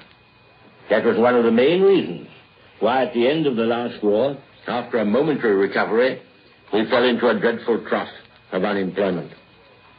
We must not be caught again that way. It is therefore necessary to make sure that we have projects for the future employment of the people and the forward movement of our industries carefully foreseen. And secondly, that private enterprise and state enterprise are both able to play their parts to the utmost. A number of measures are being and will be prepared which will enable the government to exercise a balancing influence upon development, which can be turned on or off as circumstances may require. There is a broadening field for state ownership and enterprise, especially in relation to monopolies of all kinds. The modern state will increasingly concern itself with the economic well-being of the nation. But it is all the more vital to revive at the earliest moment a widespread, healthy, and vigorous private enterprise, without which we shall never be able to provide, in the years when it will be needed, the employment for our soldiers, sailors, and airmen to which they are entitled after their duty has been done. In this brief survey, I have tried to set before you both hopes and fears. I've given both caution and encouragement. But if I have to strike a balance, as I must do before the end, let me proclaim myself a faithful follower of the larger hope. I will proceed to back this hope with some solid facts. Anyone can see the difficulties of placing our exports profitably in a world so filled with ruined countries. Foreign trade, to be of value, must be fertile. There is no use in doing business at a loss. Nevertheless, I am advised that in view of the general state of the world after the defeat of Hitler, there will be considerable opportunities for re-establishing our exports. Immediately after the war, there will be an intense demand, both for home and export, for what are called consumable goods, such as clothes, furniture, and textiles. I've spoken of the immense building program, and we all know the stimulus which that is to a large number of trades, including the electrical and metal industries. We have learnt much about production under the stress of war. Our methods have vastly improved. The layout of our factories presents an entirely new and novel picture to the eye. Mass production has been forced upon us.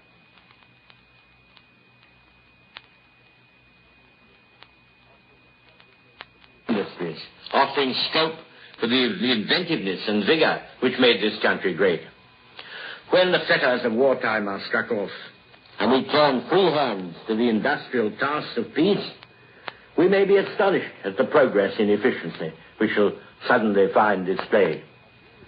I can only mention a few instances of fields of activity. The ceaseless improvements in wireless and the wonders of radio location applied to the arts of peace will employ the radio industry.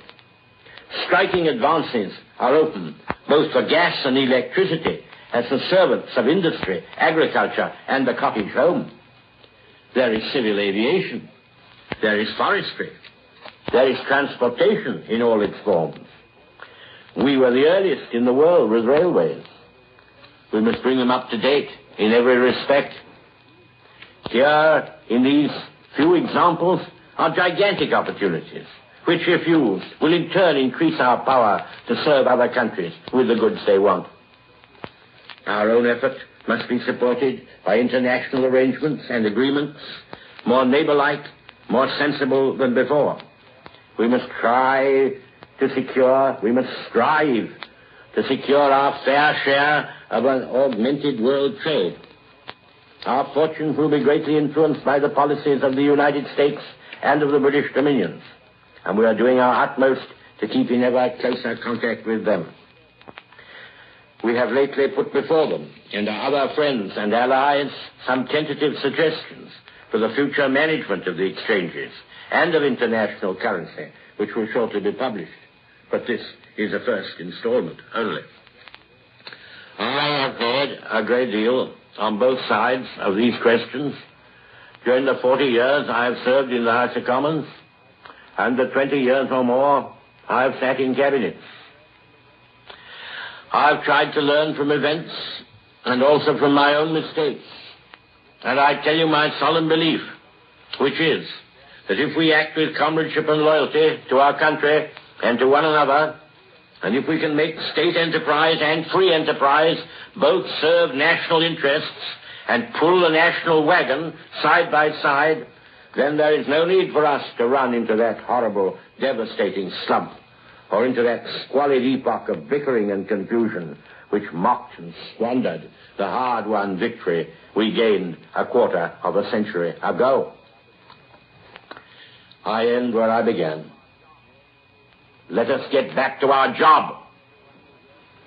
I must warn everyone who hears me of a certain, shall I say, unseemliness, and also of a danger of it appearing to the world that we here in Britain are diverting our attention to peace, which is still remote, and to the fruits of victory, which have yet to be won.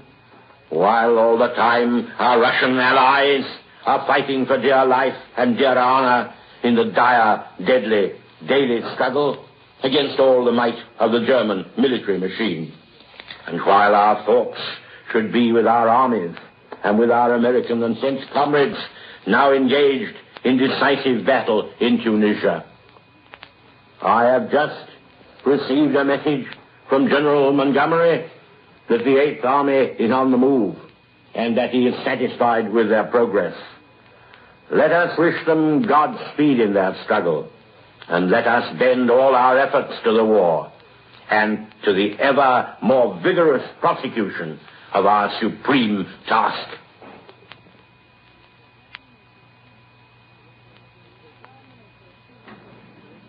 The Prime Minister's speech, to which you have been listening, was broadcast from London and was heard here in Great Britain and throughout the world. CBS World News has brought you an address from London by Prime Minister Winston Churchill. The pause that refreshes on the air, which was not heard today because of the broadcast of Mr. Churchill's address, will return next Sunday afternoon at 4:30 p.m. Eastern War Time. Coca-Cola invites your special attention next Tuesday night over another network to the Spotlight Bands program and the awarding of the Army and Navy E to the Brecon Loading Company Powder Loading Plant, which is a subsidiary of the Coca-Cola Company. Immediately after station identification, CBS World News presents a special roundup of latest news developments. This is the Columbia Broadcasting System. WBBM, Chicago. CBS World News, 4:49 p.m. Eastern War Time. Doug Edwards reporting.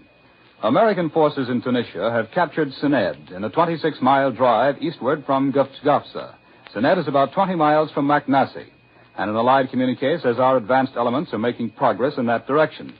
Field dispatches report that the Italian garrison at Sened offered only slight resistance. To the south, in the Merit Line sector, there is only patrol activity reported. But Allied planes are heavily bombing the Axis positions. They've scored many hits at target areas and started numerous fires. Our planes have also carried 2 more raids on the Axis airfield between Gabes and Sfax. Just a few moments ago, Prime Minister Churchill, at the end of his talk, said that he had just received a message from General Montgomery saying that the British 8th Army in southern Tunisia is on the move. It is known that he changed his original script from the phrase, moving into a decisive battle, to in a decisive battle. Military experts take this to mean that the final all-out battle for Tunisia has now started. The mounting American push on the Central Front today prompted British General Montgomery to answer General Eisenhower's order of the day in which the American commander expressed pleasure at having British forces placed under his direction. Montgomery's message said, "We all look forward to joining up with United States forces very shortly, and after that, we will finish off this business very quickly between us." From Cairo, the British Middle East Command reports that at least 4 Junker 88s were destroyed last night by anti-aircraft defenses at Tripoli. It's also reported that RAF fighters from Malta have attacked factory areas in Sicily and southern Italy. 15 locomotives are said to have been destroyed in one raid. Meanwhile, torpedo bombers attacked an Axis convoy in the central Mediterranean. Reuters, the British news agency, says hits were scored on a large destroyer and on a cargo ship. In Russia, the coming of spring finds almost the entire front from the Caucasus to the northwestern sector a mass of thawing ice, mud, and snow. For the 3rd straight day, the Germans are exerting strong pressure on the Soviet lines southeast of Kharkov.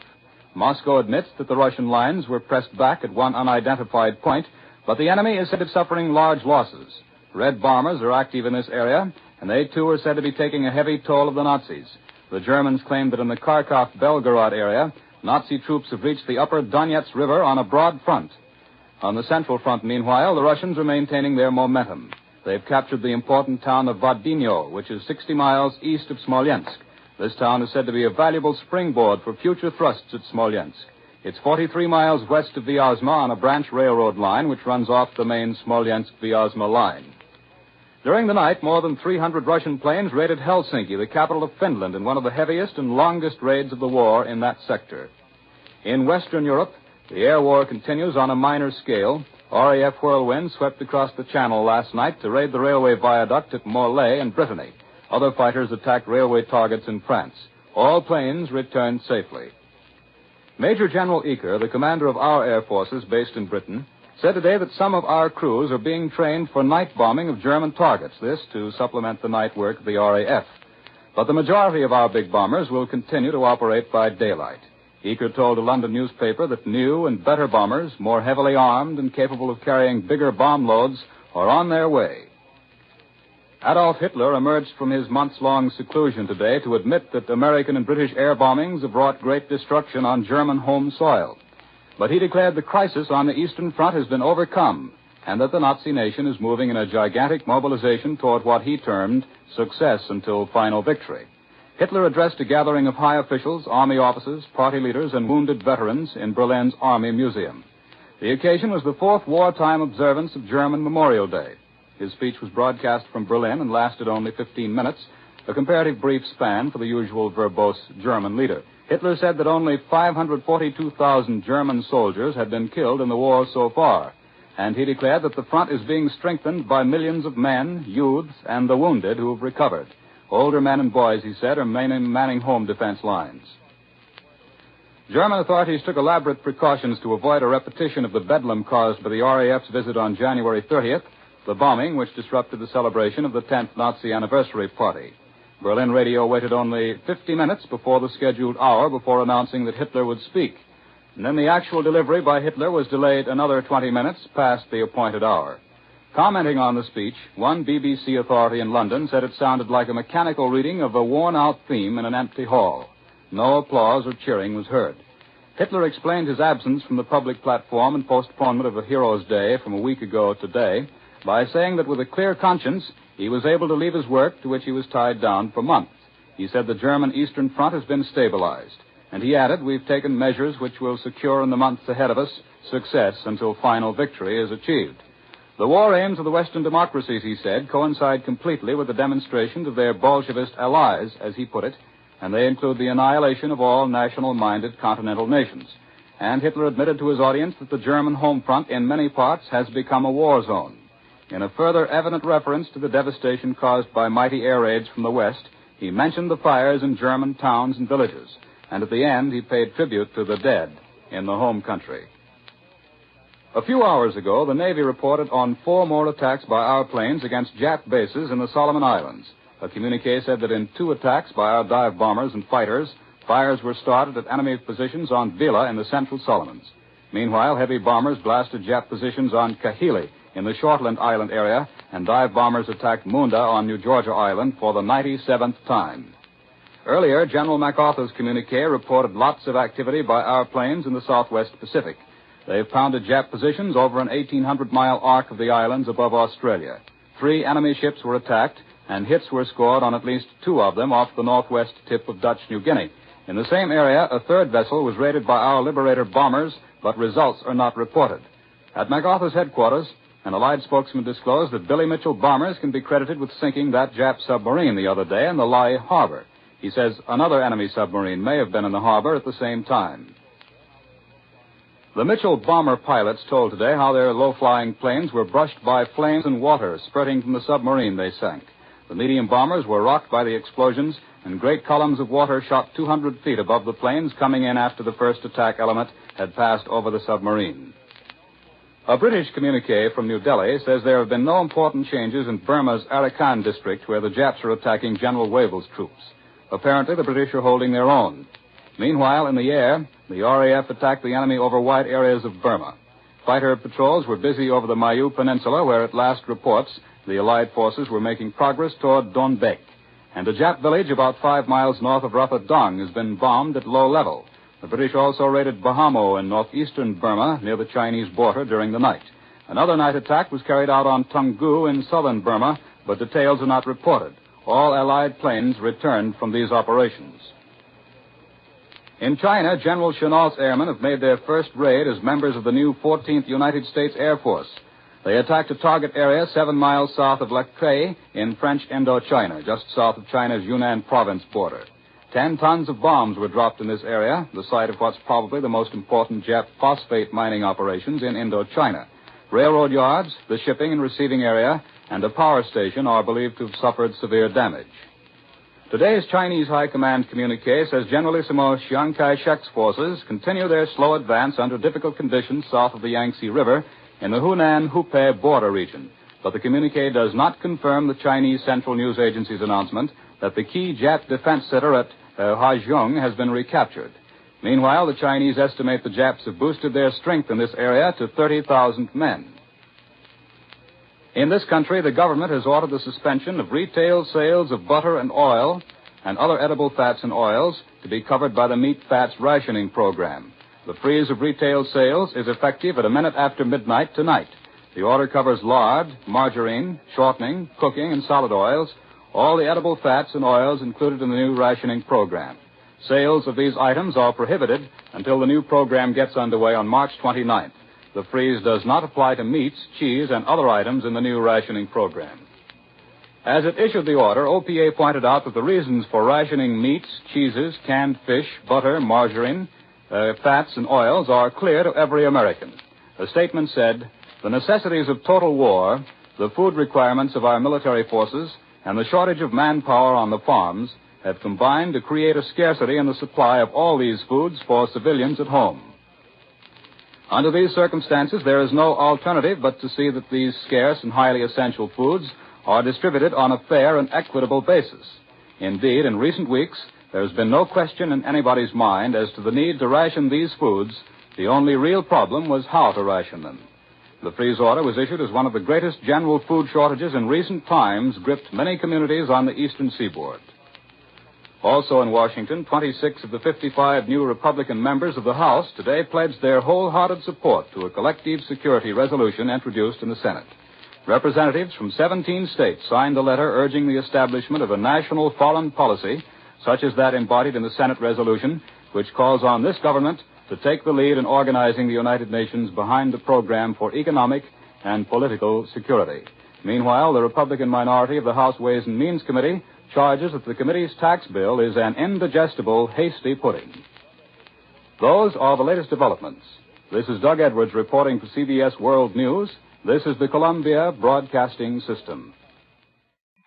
World News Today, brought to you by Continental Radio and Television Corporation, makers of Admiral Radio, America's smart set. By shortwave broadcast, direct from important overseas stations, as well as the leading news centers of our own country, CBS correspondents are waiting to bring you a complete report from the world's political and battlefronts. But first, here's Doug Edwards. Field dispatches from the Tunisian front report that American troops have occupied the town of Senet and are pushing on only 50 miles from the sea in the central sector. The Russians have scored new gains in their drive for Smolensk, and Moscow declares red lines are holding in the northern Donetsk. Adolf Hitler has made his first speech since last November, admitting that Germany is a war zone under Allied bombings. There's been widespread American air action in the Southwest Pacific. Now, for our first report from overseas, Admiral Radio takes you to CBS Algiers, Winston Burdett reporting. Off the Tunisian coast yesterday, American T-38 Lightning fighters shot 11 enemy planes straight out of the sky. All our fighters came home. The T-38s have been ringing up all sorts of records out there, and tonight 2 of the men who fly them are back here at headquarters, right in the studio, in fact, to tell how they'll work. They are Jack Casey of Houston, Texas, and Thomas White of Kelso, Washington. Jack, I hear you've bagged quite a few enemy planes since last November.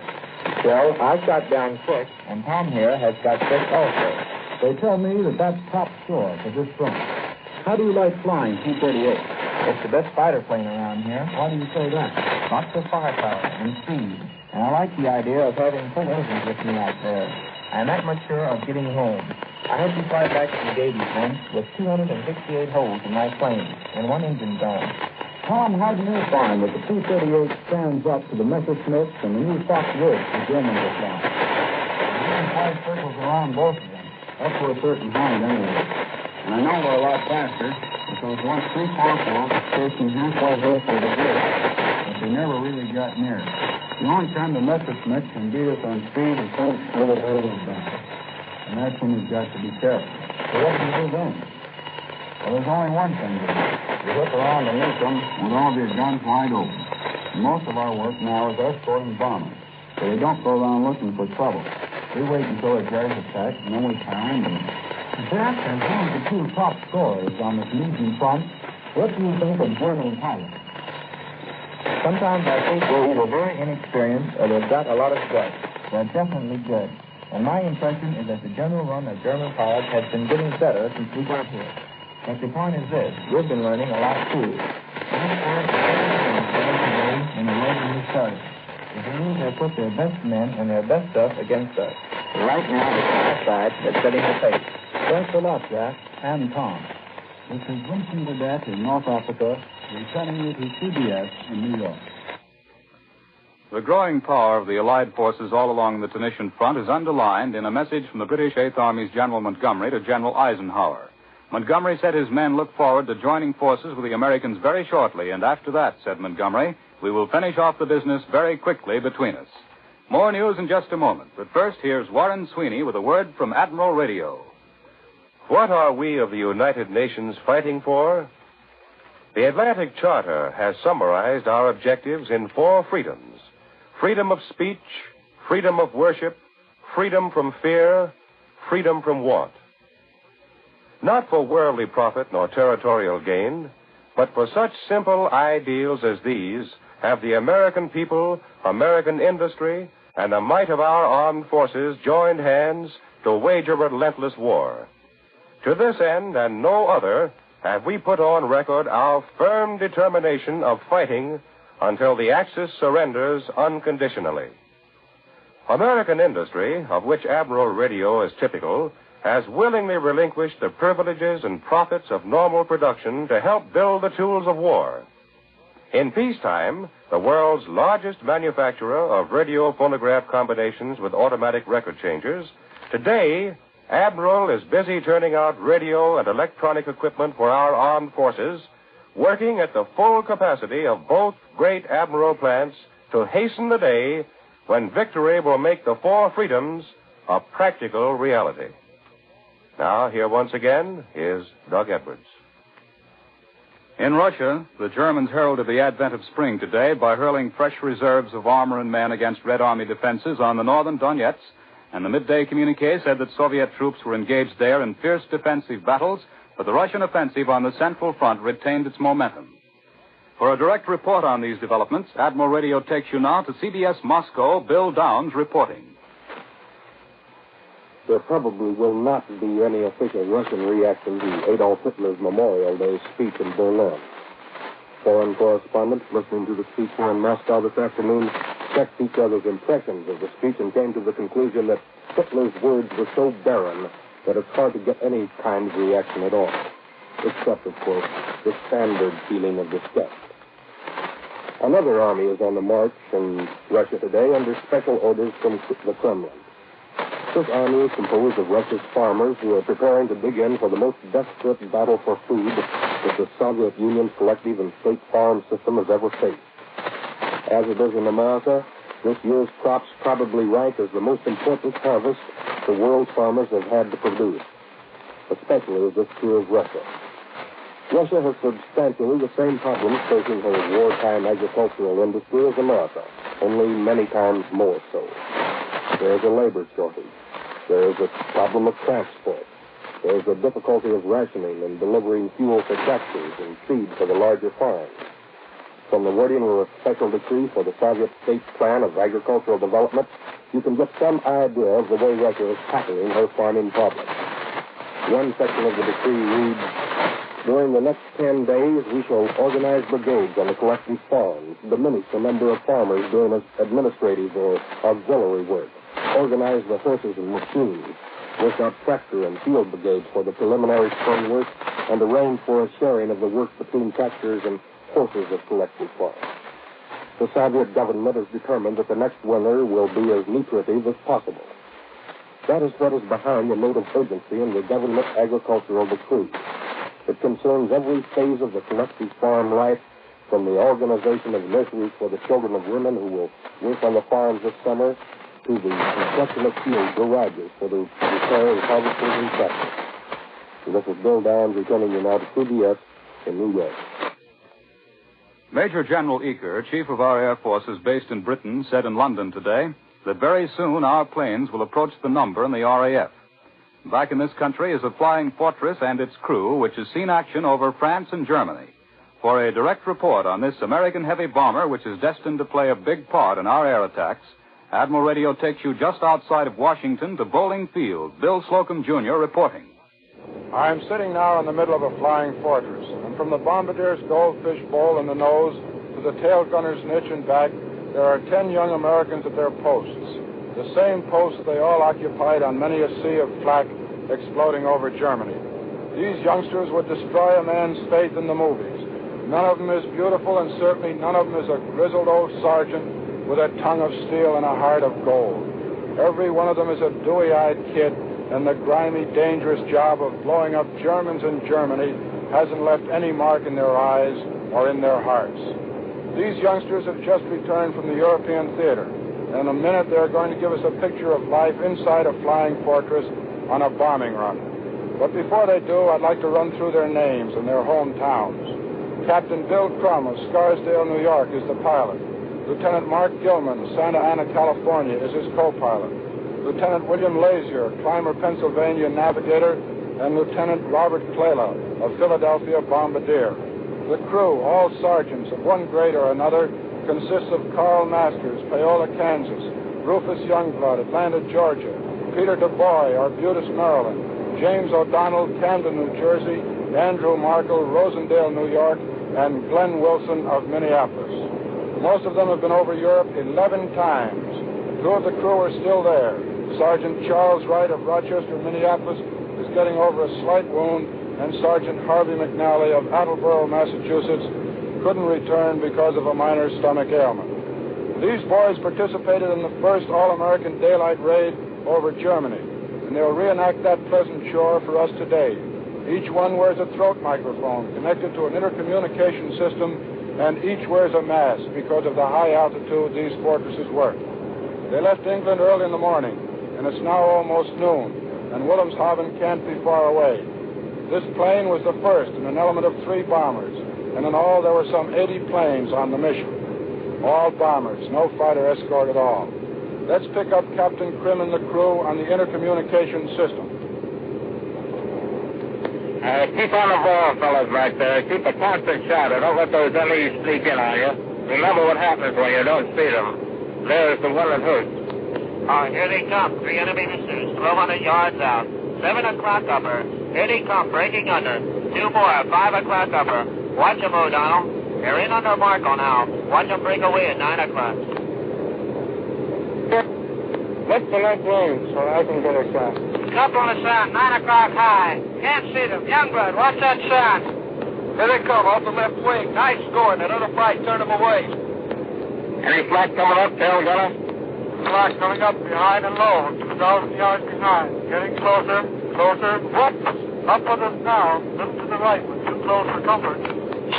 Just about ready to turn over the initial point. Be ready to open the bomb bays, Bob. We'll be turning in about 30 seconds, Crum. Keep watching. A couple of minutes out of the target now. Remember, interphone communications silence for all except the navigator and the bombardier. They have to pick up that target. Bomb bay doors open. Roger. See that inlet, Bob? That one just ahead. The one curving over to the left. See those 2 large buildings? Right to the left of that is a target. See it, Bob? Yeah, there it is, the Wilhelmshaven docks. I see the building. Right to the left of them. Just a minute. Yes, I see it now. Right, I got it. Just a second, Crum. On course. Follow the PDI. We're on the run, Gilman. Are they getting to us with that ack-ack? Yeah, the black person out there to the right. Mighty heavy and getting closer. Their altitude's right with us. They're off in deflection, though. A lot of pursuit. They're waiting out there, outside the flak belt. Be ready for them, gunners. Keep on your toes. Getting closer, Crum. A few more seconds now. That's fine. Hold her steady. Steady. There they go. Bombs away. That, then, is a picture of life inside a flying fortress. 10 men on a dangerous mission, everyone knowing that he can lose the life of the other 9 if he makes a mistake. And you might have noticed there was a complete lack of that rear gunner to pilot, pilot to rear gunner, come in rear gunner nonsense. The boys say if they took that much time for formalities, they'd all be murdered, which will give you an idea of the teamwork that goes into one of these bombing missions. It certainly is a man's work, but nobody can do it but a boy. I return you now to CBS in New York and Doug Edwards. Admiral Radio takes you to CBS Australia. George Murad reporting. Hello, Cisco.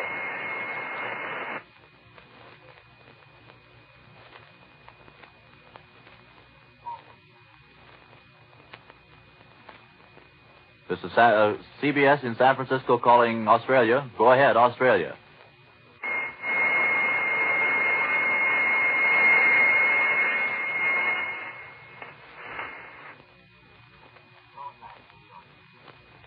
We regret that we are unable to contact George Murad in Australia. We return you now to CBS in New York.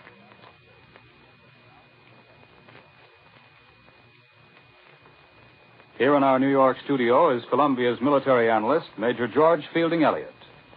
The great battle on the Russian front along the River Donetsk is now passing into its third phase.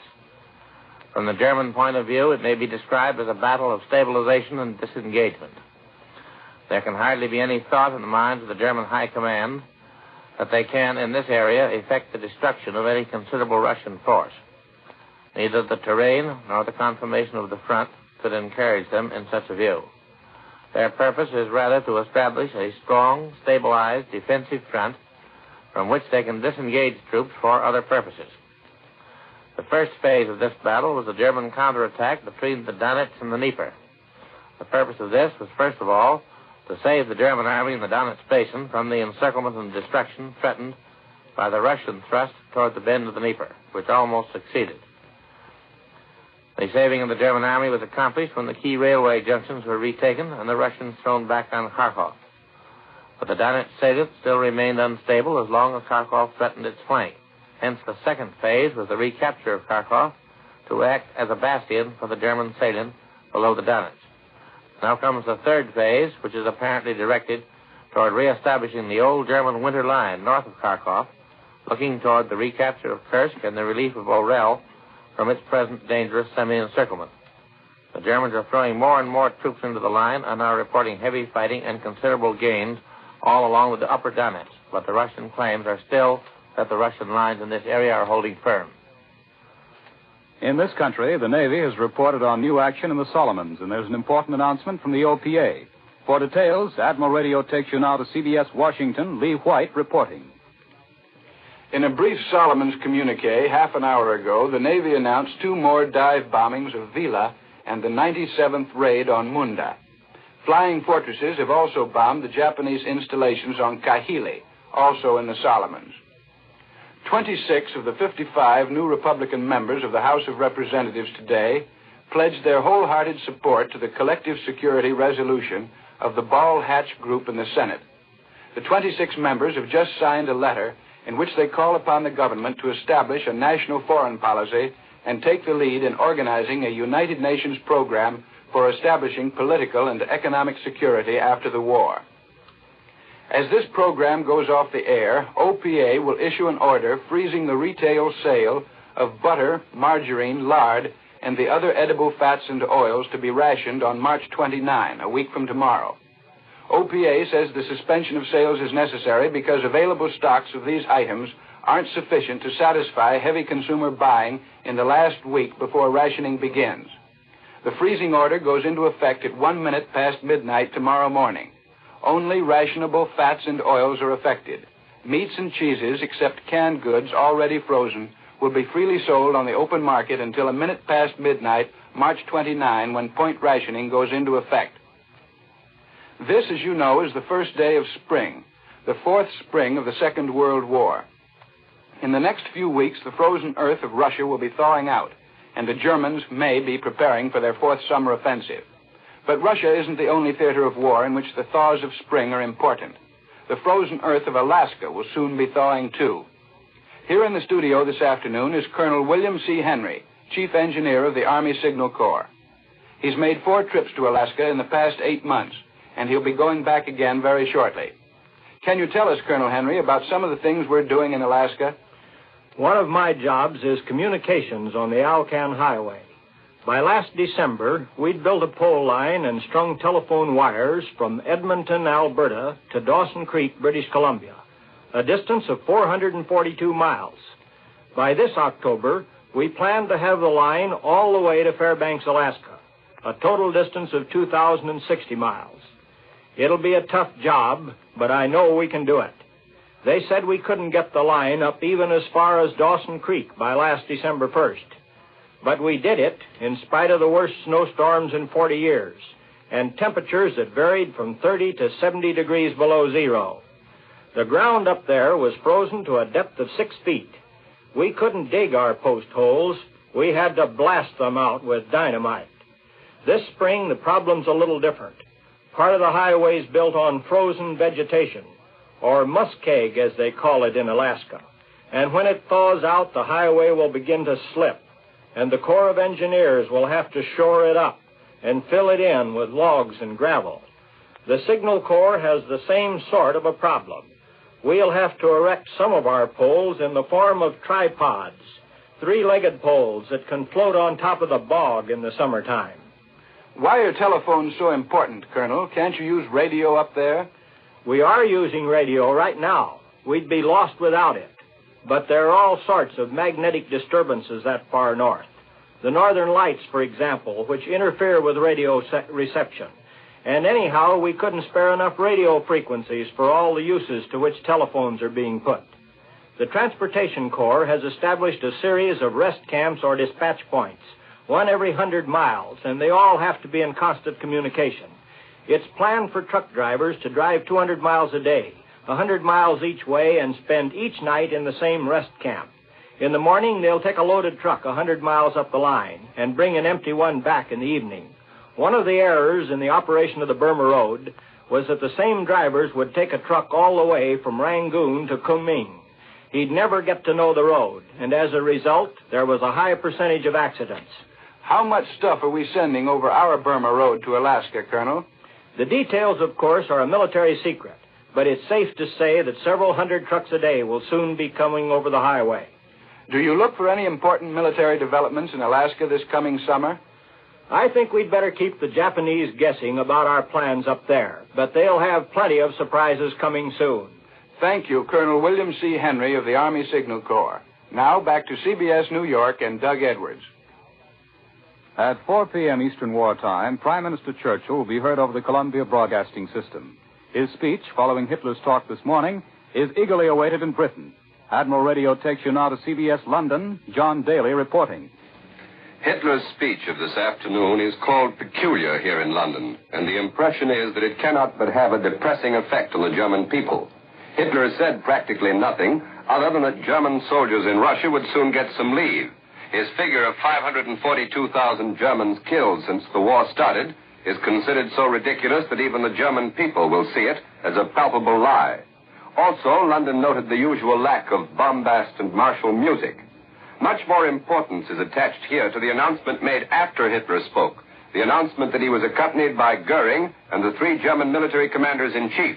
London considers this to mean that Hitler has given over command of the German armies to Keitel, and that Goering has had to give over command of the Luftwaffe to Milch. The general reaction among the British people to Hitler's speech was best described to me by one young English woman who has probably seen too much of Americans lately. Said she, "Oh, phooey." At 9 o'clock tonight, London time, as Doug Edwards has told you, Prime Minister Churchill will make his 15th broadcast of the war. Mr. Churchill is expected to talk for nearly an hour, and it's felt that he will give some direction to all the discussions on post-war planning that have developed in the last few weeks, at least as far as the British are concerned. CBS will broadcast the Prime Minister's address beginning at 4 p.m. Eastern Wartime. The Prime Minister today sent a message of congratulations to the U.S. commanders on the effectiveness of last Thursday's American daylight raid on the important Nazi U-boat center at Bagassak near Bremen. Young Americans in the RAF have made a great reputation for themselves as gallant companions in arms and as possessors of a large sense of humor.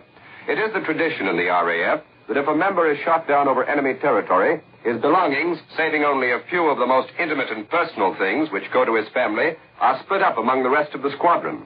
One young American from California was recently shot down over France, and the tradition had its way. 2 weeks passed, and a card from a prisoner of war camp in Germany arrived at his squadron's base.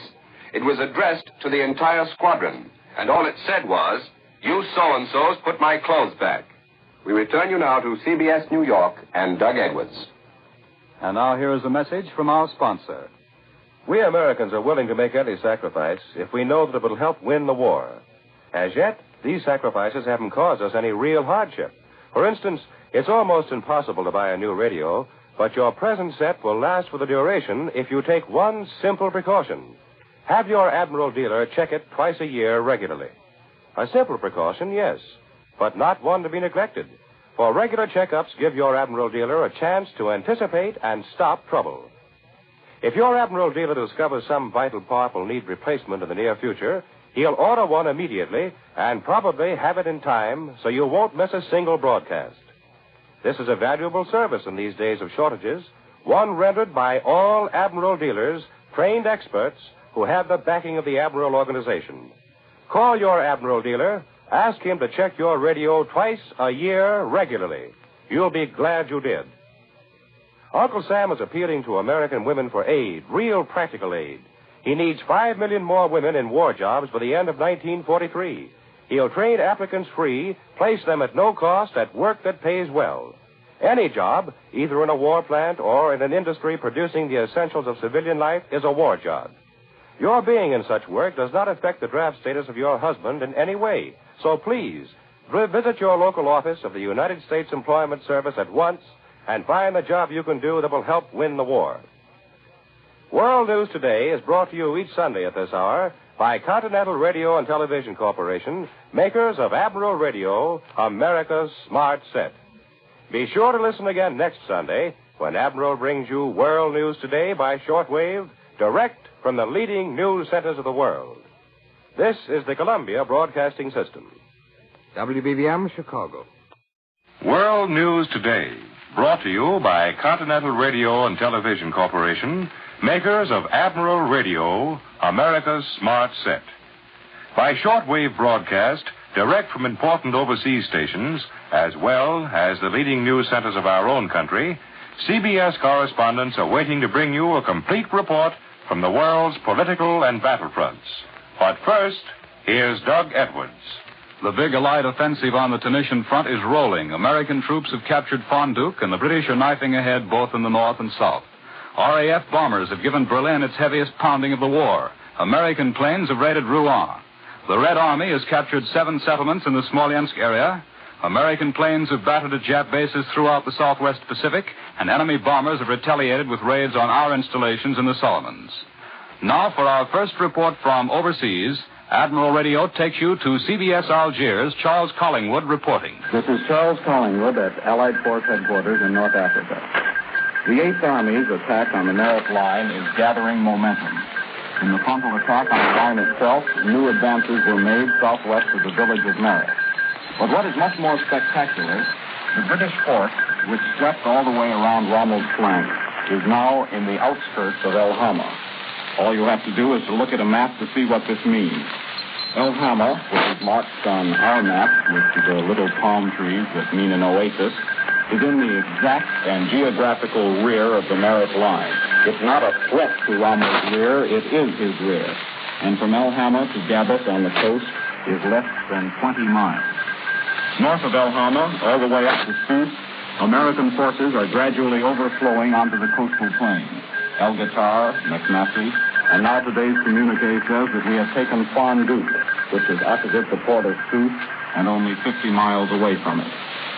If you are one of those who subscribe to the belief that sooner or later Rommel is going to have to pull out of the Merit Line and move into northern Tunisia, the implications of all this are enormous. From El Hama to Fonduque, there are Allied columns aiming to intersect Rommel's line of retreat. Each one is a potential threat. Each one is a potential trap for Rommel in which a general could lose an army. Of course, they are still just potential traps. And so far, Rommel doesn't seem to have started to pull out of the Merit Line. But the threats are all there, and the strategy of the thing is something to watch. There's other strategy in North Africa to watch, the political strategy of General de Gaulle and General Giraud.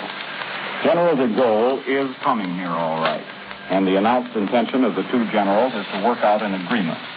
The impression here is that some kind of an agreement, some kind of union will be worked out. But the question is, what kind? And that's where the strategy comes in. Both leaders want to bring about the union of all fighting Frenchmen, but both want to keep their own individuality and the individuality of their organizations. The de Gaulle-Giraud meeting won't be exactly a battle, but it won't be exactly a love peace either. This is Charles Collingwood in North Africa, returning you to New York. More news in just a moment. But first, here's Warren Sweeney with a word from Admiral Radio. Should we begin planning now to meet the problems of the post-war world? According to recent surveys, the majority of people say we should. Whether or not you agree with that opinion, you'll want to hear all proposals and views, for the post-war world will be your world. Radio, now and in the future, will present every plan and opinion. Because it will, you'll want to be certain your radio is ready at the flip of a switch to bring in any program you want to hear. Admiral dealers have devised a simple, effective, and economical method to relieve you of worry about radio failure. Simply call your Admiral dealer and ask him to check your radio twice a year regularly. In other words, put the responsibility for keeping your radio in perfect condition squarely on his shoulders. Your Admiral dealer will accept that responsibility gladly. He'll anticipate trouble, order any replacement you might need in advance, and probably have it, despite shortages, in time to keep your set in continuous action. Above all, your Admiral dealer, backed by the entire Admiral organization, will put his knowledge and facilities at work so that your radio gives tip-top performance throughout the duration. Relieve yourself of worry. Call your Admiral dealer. Ask him to check your radio twice a year regularly. He'll do the rest. And now, back to Doug Edwards. On the vast Russian battlefields, the Red Army appears to be consolidating its positions and beating off Nazi attacks. For a direct report on the situation, Admiral Radio takes you now to CBS Moscow. Bill Downs reporting. This is the first time that this phrase has appeared in the Russian communiques since last summer's lull in the fighting. It is true that the fighting has slackened all along the Russian front, but it can hardly be called a lull. There still are attacks and counterattacks on the Smolensk front, and the Germans are still trying to gain effective initiative at Belgorod and on the Bryansk sector. The Red Army continues its painful advance through the mud of the Kuban. It's true that the front is comparatively quiet, but it's the kind of quiet you would get if you put a lid on a live volcano. The Red Army's Railroad Battalion has achieved something of an engineering miracle. In a little over 2 weeks, they have succeeded in opening the vital Moscow-Veliki Trunk Railroad. The first military train moved over this railroad yesterday. The repair of this stretch of 280 miles of railroad was one of the most difficult assignments any engineering corps ever had. The railroad has been the center of a battlefield since the early days of the German invasion. It has been bombed by both German and Russian planes. Soviet partisans have blown it sky high at 100 places. But even before Veliki was taken, the Red Army Railroad Corps went to work. They found that besides widening the gauge of the railroad tracks, they would have to virtually reset every railroad rail. You see, the Germans not only destroyed all switches and frogs, but they also sent men along the lines with heavy sledgehammers who every 50 feet or so just knocked out a piece of railroad rail. I've seen this type of destruction every place where the German army has passed. You probably couldn't run an American streamliner at the speed of 100 miles an hour over the reconstructed Veliki-Moscow railroad line today, but you can jog along at 20 to 30 miles an hour with heavy freight and munitions and arms.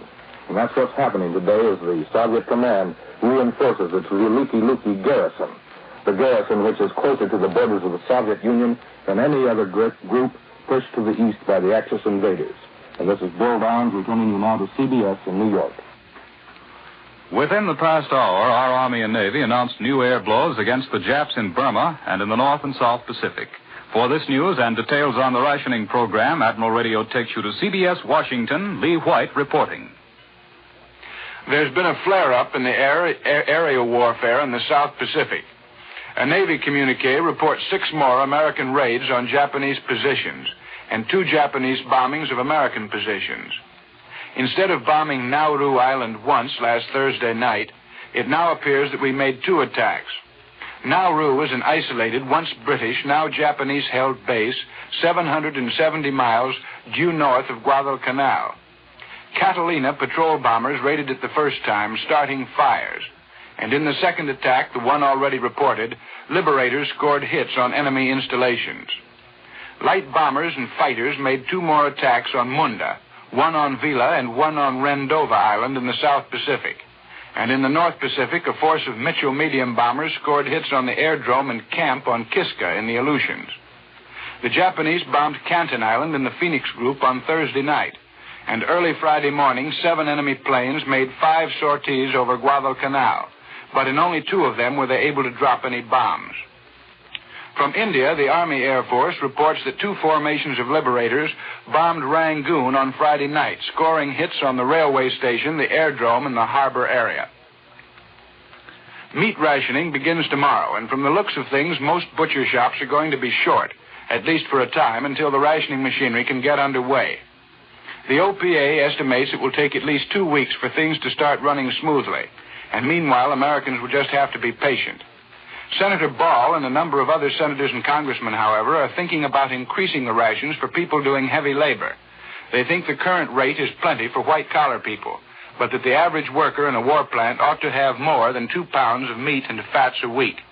Maybe he will, even without congressional action, for the OPA is prepared to raise the ration just as soon as supplies are plentiful enough to warrant such a step.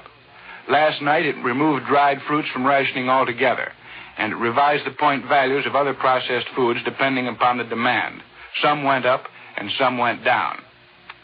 I now return you to CBS, New York, and Doug Edwards. Now here in our New York studio is Columbia's military analyst, Major George Fielding Elliott. The news from the Pacific is interesting because of a shift in location out into the middle of that vast ocean. The Japanese have made a light raid. Probably its actual purpose was reconnaissance on our base on Canton Island. And we have made 2 raids on the Japanese installations on Nauru Island, as Mr. White has just told you. Canton Island is a way station on our main trans-Pacific line of communications from Hawaii to Australia and the Solomons. Canton lies a little over 2,000 miles south-southwest of Pearl Harbor and about the same distance northeast of Guadalcanal.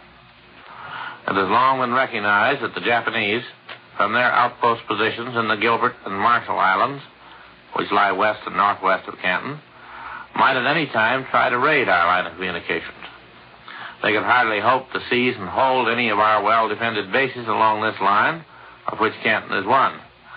But if they were willing to pay the cost in ships and aircraft, they might cause us enough trouble so that we would have to divert our attention to protecting this area, at least for the time being, and thus they might prevent us from getting set for a large-scale offensive toward Raval, for instance. To do this in one way or another, and at a minimum cost, is one of the main Japanese objectives now. The storm is gathering, and the Japanese are trying to keep it from breaking over their heads until they are better prepared to receive it. Our raids on Nauru are entirely consistent with the possibility of Japanese preparations for mid-Pacific raids. If such preparations were underway, Nauru would be an important transit base for Japanese aircraft. It lies almost midway between Guadalcanal and the Marshalls. But Nauru has other values. It is an outpost for the Marshalls on the southward, and from the Marshalls, the Japanese have launched some of their attacks on Guadalcanal. We might be intending to move toward the Marshalls ourselves. In that case, Nauru would also be important. On the whole, therefore, we could only say that the spreading out of the air operations on both sides is interesting and may forecast future developments which may come suddenly and dramatically if they come at all. Vice President Wallace, on his South American tour, is now visiting in Chile, where he's addressed a special session of the Congress. For a direct report on Wallace's activities, Admiral Radio takes you to CBS Santiago. Charles Griffin reporting. For the first time in history, a Vice President of the United States visits Chile. Vice President Henry Wallace's plane reached Chilean territory on Friday at 10:15, and on its southbound trip overflew the rich nitrate of soda deposits at Pedro de Valdivia and Maria Elena, the enormous copper mines at Chuquicamata and Potrerillos, among the largest in the world. And close at its right, the important iron ore deposit at El Topo. All of these powerful enterprises are American-owned, and millions of tons of these essential war minerals are shipped almost every day to the United States. Close by, too, for hours, could be seen the almost unprotected coast, which the Japanese cannot reach in spite of repeated threats because of the control of the United States fleets over the South Pacific. In Santiago, after one of the greatest public demonstrations ever staged here, Vice President Wallace established personal contact with prominents in different fields. Yesterday, President Rios invited Vice President Wallace to a private lunch in his country residence overlooking the capital. The vision of these tremendously important northern enterprises of vital significance during the war was in the minds of all as conversation covered the problems of increased production, transportation, and protection. Today, Vice President Wallace will be the guest at the National Open-Air Stadium, sitting 80,000. And tonight, President Rio stages the dinner at the Moneda Palace, sitting close to 200. Tomorrow, the party leaves by train for the southern provinces and the coal fields. Chile has ambitious plans for hydroelectric power development, for increased capitalization of her industries, for shipping facilities, for raw materials and new markets, but above all, for permanent and stable post-war economic conditions with the United States. Chile confidently expects that practical results will follow Mr. Wallace's visit to this country, and this visit ends on June the 4th after very important contact both in the center, south, and north of the country. I now return you to the Columbia Broadcasting System in New York. Across the Atlantic, American planes have been over France again, and the British are getting details on the latest night raid on Berlin. For this news and an interview with an American Army officer attached to our 8th Air Force, Admiral Radio takes you now to CBS London. John Daly reporting. United States Army 8th Air Force Headquarters has just announced that in daylight today, our heavy bombers carried out their 6th raid on the important rail center of Rouen in France. Bombing results were good in spite of heavy opposition. One of our bombers is missing, and 4 of the Allied fighters, which gave excellent cover, did not come home. No figure of enemy losses has been announced, but several German fighters are reported to have been destroyed. There are also more details of last night's RAF raid on Berlin. The Air Ministry has announced that it was the heaviest raid yet made on Berlin. About 900 tons of bombs were dropped, twice the weight ever dropped in a single raid on London by the Germans. Last night's weather was good, and the bombing is described as concentrated. The news of RAF and American air activity over Germany and France is getting a good deal of attention here in England. Spring has come, and with it an urgent wish for the opening of a second front in Europe. Allied air activity is considered the opening gun of that second front, and present air activity adds up to a softening up of the German defense before invasion. How the RAF and the United States Air Forces are doing the job can best be told by the men who fly the planes. Beside me is Colonel Stanley T. Ray of Birmingham, Alabama. He commands one of the groups of the 8th Air Force, a group which has made 30 missions over Germany and France. Yesterday, Colonel Ray was awarded the Silver Star for gallantry in action while leading his group on those missions. Colonel Ray, just what are we doing to soften up the continent for invasion? Overall, we're reducing the enemy's war potential. We're bombing his production centers where he produces the things he will need to repel an invasion of Europe by the United Nations. What is the most important factor? We are fortunate in having England as a base from which an invasion can be launched. But a base will be of no use unless we can get supplies to it to support an invasion. That makes the submarine our number one problem now. And that is why the 8th Air Force has repeatedly raided Saint-Nazaire, Lorient, La Pallice, and Brest. In those raids, we hit the German submarine operating bases on the French coast. That's one phase of softening up. Another has been our raids on northwest Germany, designed primarily to get at production centers of submarines. In the raid on Vegesack, pictures taken during the raid and after show that we inflicted extremely heavy damage on the most important sub-building works available to the Germans. Well, what about the raids on places like Emden and Ham and Rouen and Amiens? Those are important rail communication centers. By striking these centers, we interrupt the enemy's flow of raw materials to factories and the flow of finished war goods to the using fronts.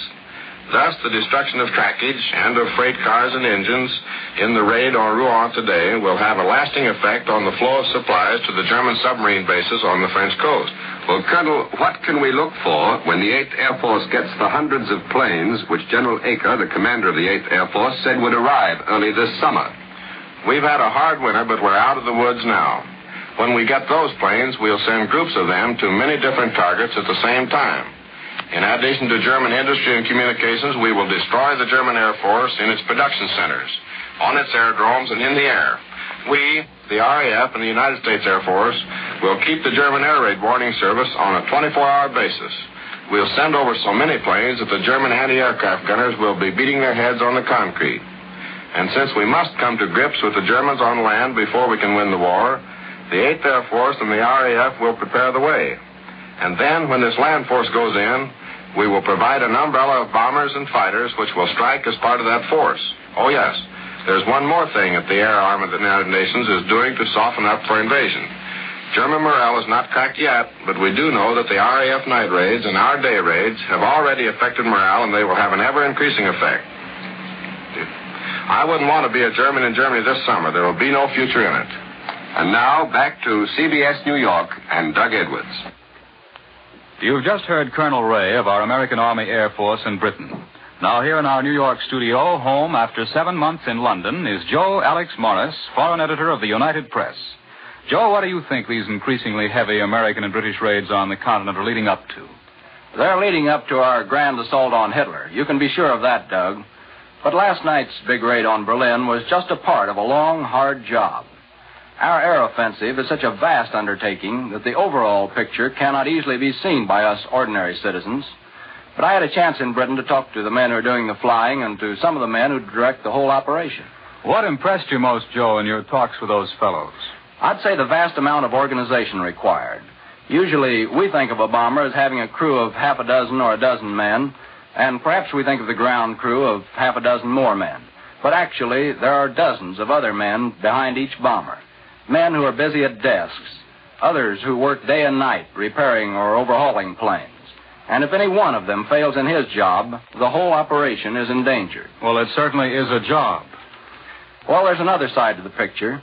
You get a glimpse of that when you talk to General Andrews, who is our commander in the European theater, or to Air Marshal Harris, chief of the RAF Bomber Command. They have the job of putting the whole machine together so that it'll work. I'm beginning to see, Joe, how many difficulties must be overcome as we move toward our goals of all-out bombing of Germany. Yes, and we still have a long way to go. We can say that there are really two goals, Doug. Both are essential preliminaries to victory. The first is steady day and night bombing. This is a long-range proposition, and the results are not immediately evident at the war fronts. By that, I mean that if we knock out a factory making U-boat engines at Munich, the effect will not be felt in the Battle of the Atlantic until months later. But it will be felt. Or even if we merely destroy the factory's streetcar lines, or gas mains, or electric light and power lines, then we have also struck a blow that will, much later, of course, be of importance in safeguarding our convoys. Because anything that disrupts production of U-boats is going to help win the war. Well, how about that second goal? The second goal is perhaps the most important. It is the destruction of the German Air Force. And to a great extent, that will be America's job in the final battle for the skies over Europe. We must force the Luftwaffe to fight, not just occasionally, but day after day. We must attack with vastly superior numbers and vastly superior firepower. Well, that's where our flying fortresses come in. Yes, their daylight raids are very important in moving us nearer to our goal. Not only can we hit specific targets that the RAF might miss at night, but we can force the enemy to come into the air and fight, and we can knock him down. Of course, we don't come out of that kind of fighting unscathed, Joe. No, indeed. That kind of air war is costly, and we must expect greater losses as our offensive grows. But remember, it's still more costly to the enemy. The Germans have learned what it costs to tackle a formation of flying fortresses, to fly into a battery of fortress guns that may fire 100 bright, ugly chunks of steel every second. They have learned, and they will profit by their lesson, but they won't like it. Thank you, Joe Alex Morris, foreign news editor of the United Press, for telling us what you observed about our Allied air offensive during the 7 months you've just spent in Great Britain. Now, here's a message from our sponsor. Walk into either of Admiral Radio's two great plants. What will you see? Batteries of punch presses, screw machines, electric welding apparatus, and countless other intricate devices, all being operated at top speed by the capable hands of Admiral workers. You'll see Admiral research technicians, radio and electronic engineers, busy in their laboratories where developments that might take years in peacetime are often crowded into a few brief months under the pressure of war. You'll see a never-ending stream of radio and electronic equipment flowing from Admiral assembly lines off to America's fighting Army and Navy on the battlefronts. Admiral, like all America, believes in the principles for which this war is being fought. For Admiral is firmly convinced that when the Axis is destroyed and all men receive the blessings of the four freedoms, we will enjoy a new and lasting prosperity. Thus, Admiral, in peacetime, the world's largest manufacturer of radio phonograph combinations with automatic record changers, is now employing every facility, bending every effort to build the radio and electronic equipment America's fighting men need to seek out the enemy and destroy him, and so bring us nearer to freedom for all men. Mail from home is the greatest of all morale builders. Write to that man of yours in service. Write often, even though he doesn't always have an opportunity to answer. And when you write to men stationed overseas, use V-mail so your letters will be delivered in the shortest possible time. Your post office or your stationer can supply you with special V-mail stationery, so get some and write. World News Today is brought to you each Sunday at this hour by Continental Radio and Television Corporation, makers of Admiral Radio, America's smart set. Be sure to listen again next Sunday when Admiral brings you World News Today. This is the Columbia Broadcasting System. WMAQ. Good afternoon. The W.A. Schaefer Pen Company presents World News Parade with the historian commentator Upton Close. Today, Mr. Close presents as his guest John Vandercook, speaking from New York.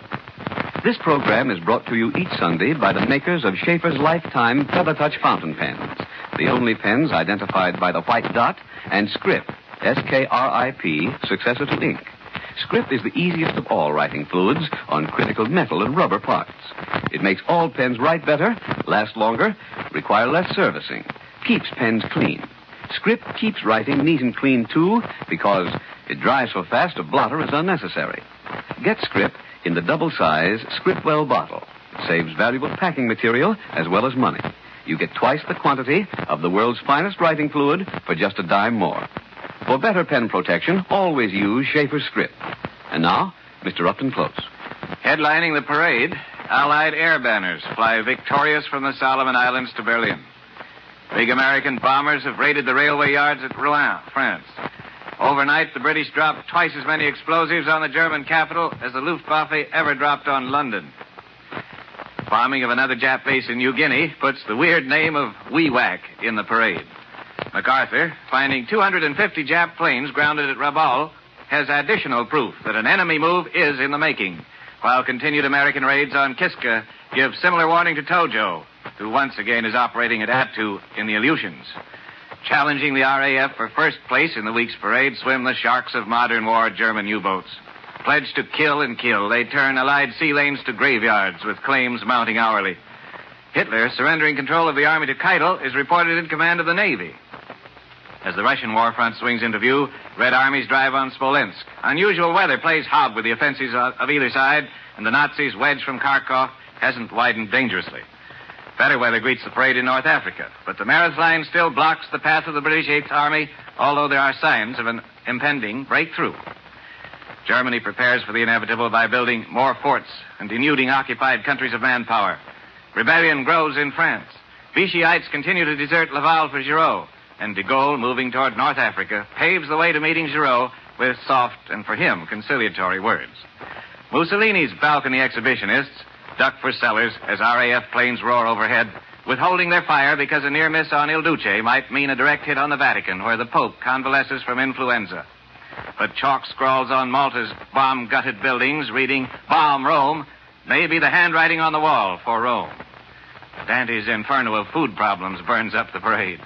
The mess indicates butcher shops and grocery stores should display doorway signs reading, "Abandon hope, all ye who enter here." Chester Davis runs for Washington to put out the fire and become the fourth boss man of that name, along with OWI's Elmer Davis, WLB's William Davis, and Norman Davis of the Red Cross. What a barbershop quartet they would make. A big tax clock ticks away, wasting time in the parade as the slogan becomes for taxpayers awaiting their fate, pay as you go crazy. A picture of black-brown defiance, punctuated with an unlighted cigar. John L. Lewis romps through the Truman Committee. Lewis, his own food furnace, amply stoked, wants the bellies of his miners inflated. Says no government agency, meaning WLB, can keep 238 economists on the payroll and get anything done, which makes better sense than his veiled strike threat. Empty float in the parade carries the banner of Madame Jiang Kai-shek, who is going to speak to you in person this morning on our Schaefer Hour. This charming ambassadress couldn't appear because of doctor's orders, but we'll hear something about her home life next week when a lady who lived with her family is going to talk here with me. The big end piece in the parade is ushered in with decidedly fishy aroma, advertising renewal of the Russo-Jap Treaty, and we'll interpret that news development after we hear from our guest. The first carload of Gaiuli sap went to market yesterday. That's rubber in the California parade, and Bill Jean turned out an experimental batch of his rubber with a 10-to-1 yield out of his Paris seed. And from England comes word that English private motorists will get some American rubber. And there are new weapons in the parade. Little Victory airplane carriers sliding down the line here in California, and the anti-tank rocket gun called the bazooka, making Victory music. John Vandercook, NBC and Schaefer correspondent, stands by in New York, ready to direct the parade for the next few minutes. John, from your wealth of experience and observation, do you think an enemy air raid on the United States is a possibility? I should say, Upton, that possible is exactly the right word. Air raids on the United States are a distinct possibility. A possibility, perhaps, rather than a probability. But both our Axis enemies today do possess the means to attack not only our coasts, but also points in the Middle West. The United States at present is in no risk of having to undergo any such heavy, incessant mass attacks from the air as the British have suffered, or what the Germans are now getting on a vastly greater scale. But sporadic raids can happen. Whether they will come is entirely up to the Axis leaders. That decision is out of our hands. Though what would happen to those enemy air raiders when they got here is a matter very much in our hands. Those hands today are clenched into very capable defensive fists. Americans thus far have not known the crashing horror of German air bombing and the bright hell of incendiary fires for two chief reasons. The first is that Hitler, when he was building his giant war machine, did not specially prepare for them. The other reason is that by the far-sighted acts of our government beginning long before Pearl Harbor, we have ably prepared against them. The leaders of Germany until 1941 did not think they would have to fight the United States, at least until England was beaten and until they were quite ready to take us on alone. They overestimated the American isolationist sentiment.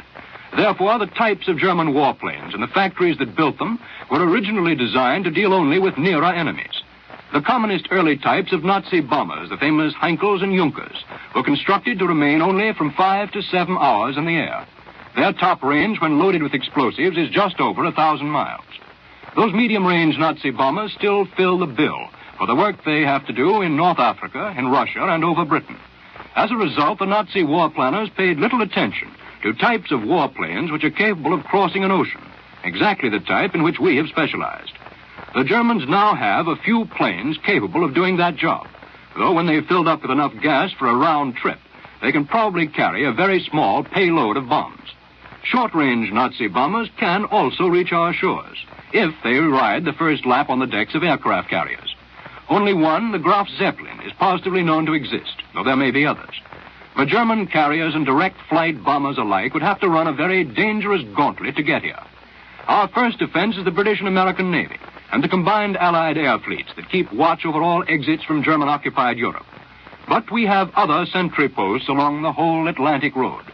It is one of the duties of the American garrison in Iceland to watch the northern sea and air approaches to this continent. The stepping stone of Greenland, which the Germans would like to use for an aerial swoop against us, is under constant American guard. Other alert armed watchers are stationed in Newfoundland. Just the same, they may try it. The German civilians at the receiving end now of almost daily Allied air raids would welcome the news that America, too, was being dosed with the same disagreeable medicine.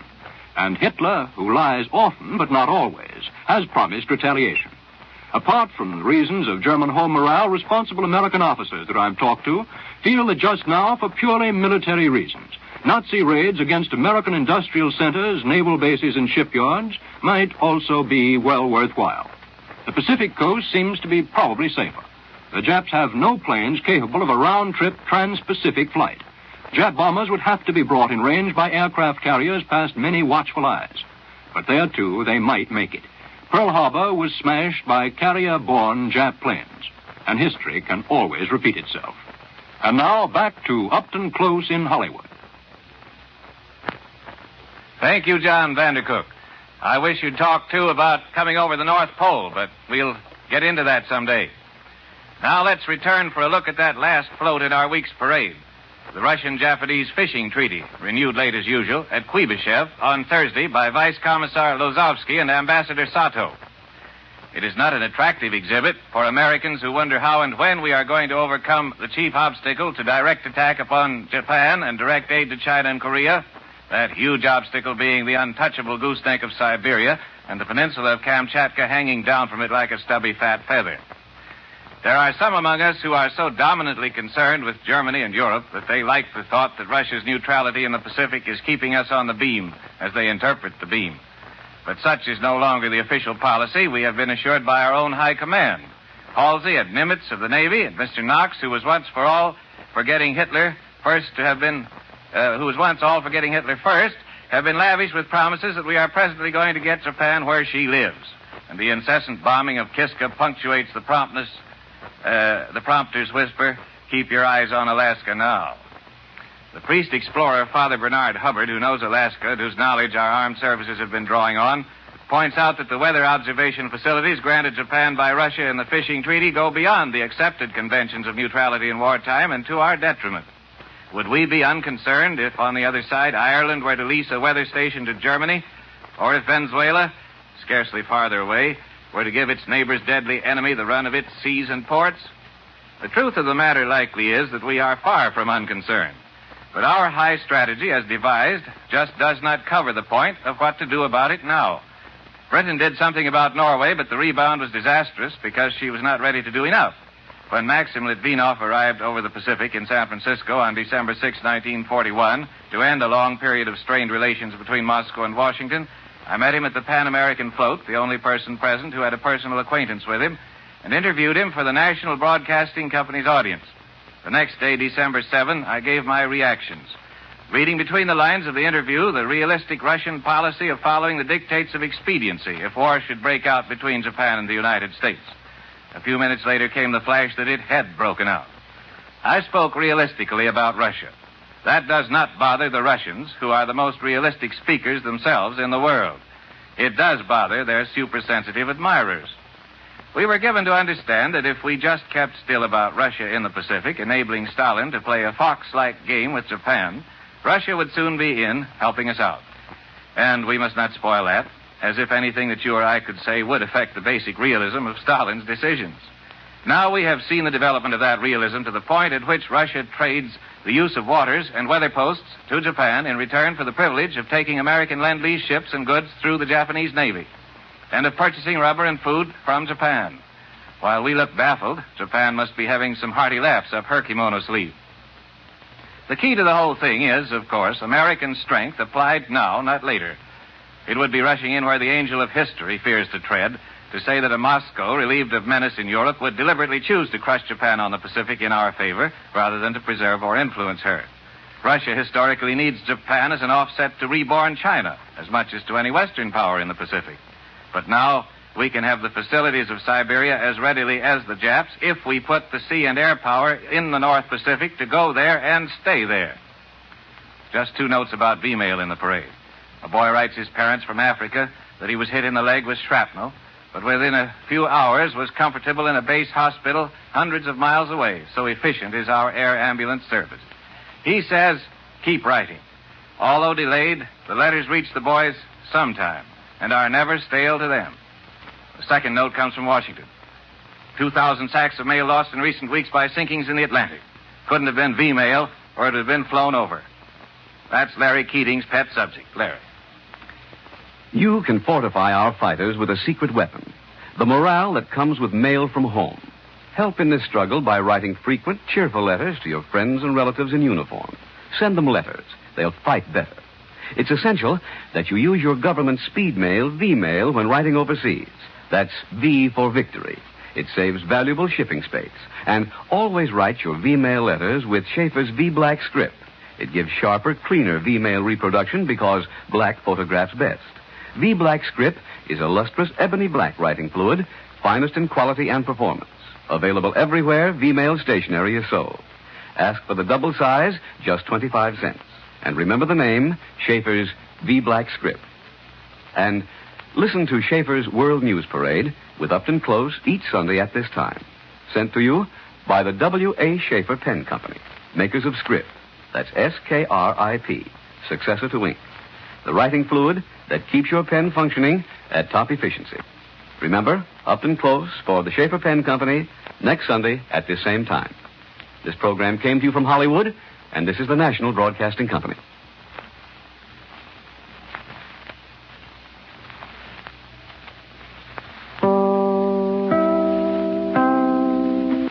Chicago, WMAQ. Hello, fellas. This is Les Brown. I'm here in Hollywood with my band making these V-discs for you. I hope you enjoy listening as much as we do playing.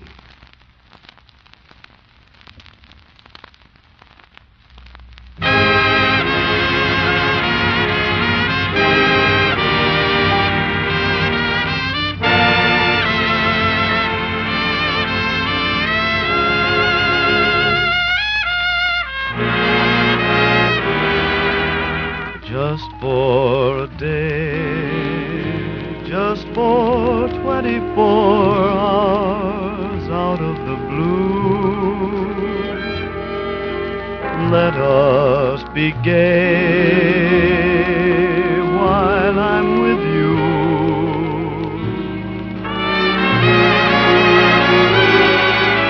Just for a day, let's imagine the night never will end. We can pretend just for a day.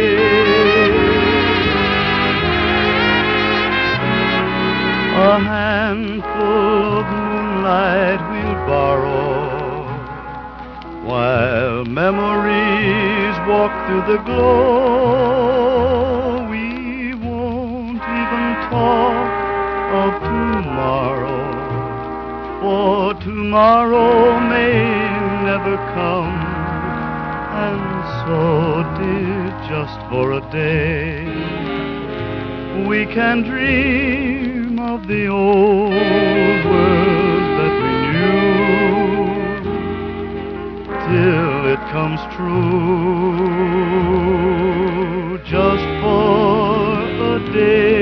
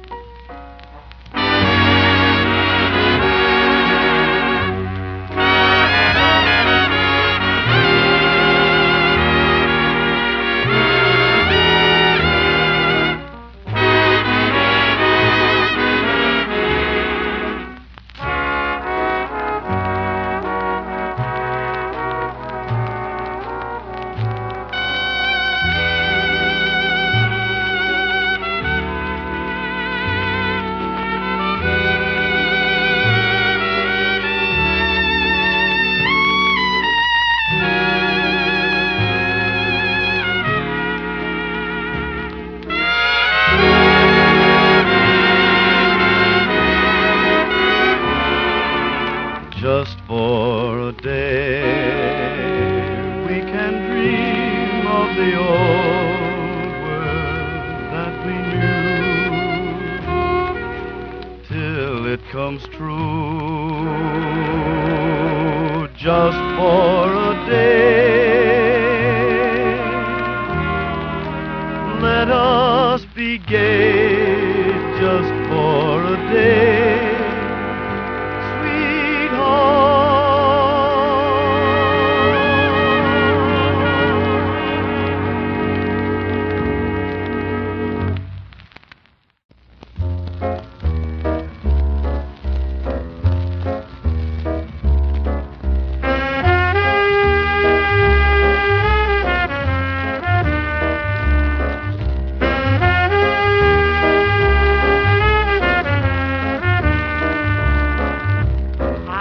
got a gal who's always late anytime we have a date, but I love her. Yes, I love her. I'm gonna walk right up to her gate and see if I can get it straight, 'cause I want her. I'm gonna ask her, is you is or is you ain't my baby? Way you acting lately makes me doubt. You's is still my baby, baby. Seems my flame in your heart's done gone out. A woman is a creature that has always been strange. Just when you're sure of one, you'll find she's gone and made a change. Is you is or is you ain't my baby? Maybe baby's found somebody new. Or is my baby still my baby true?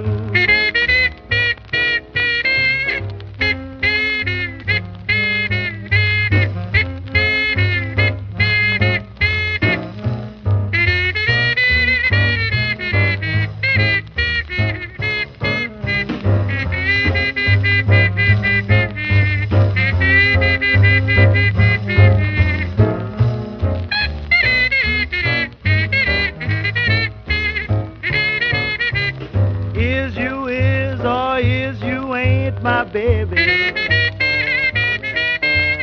maybe baby's found somebody new. Or is my baby still my baby true?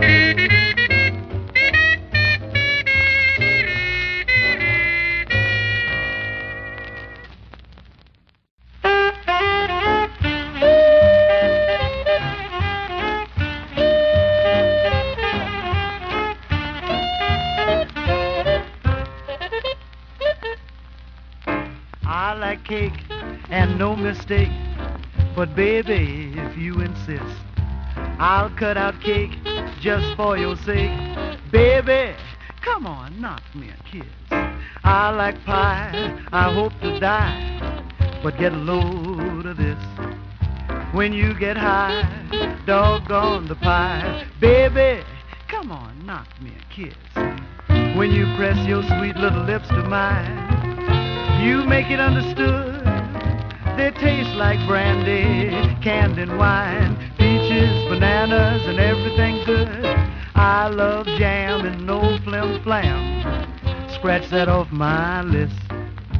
This ain't no sham. The jam can scram. Baby, come on, knock me a kiss.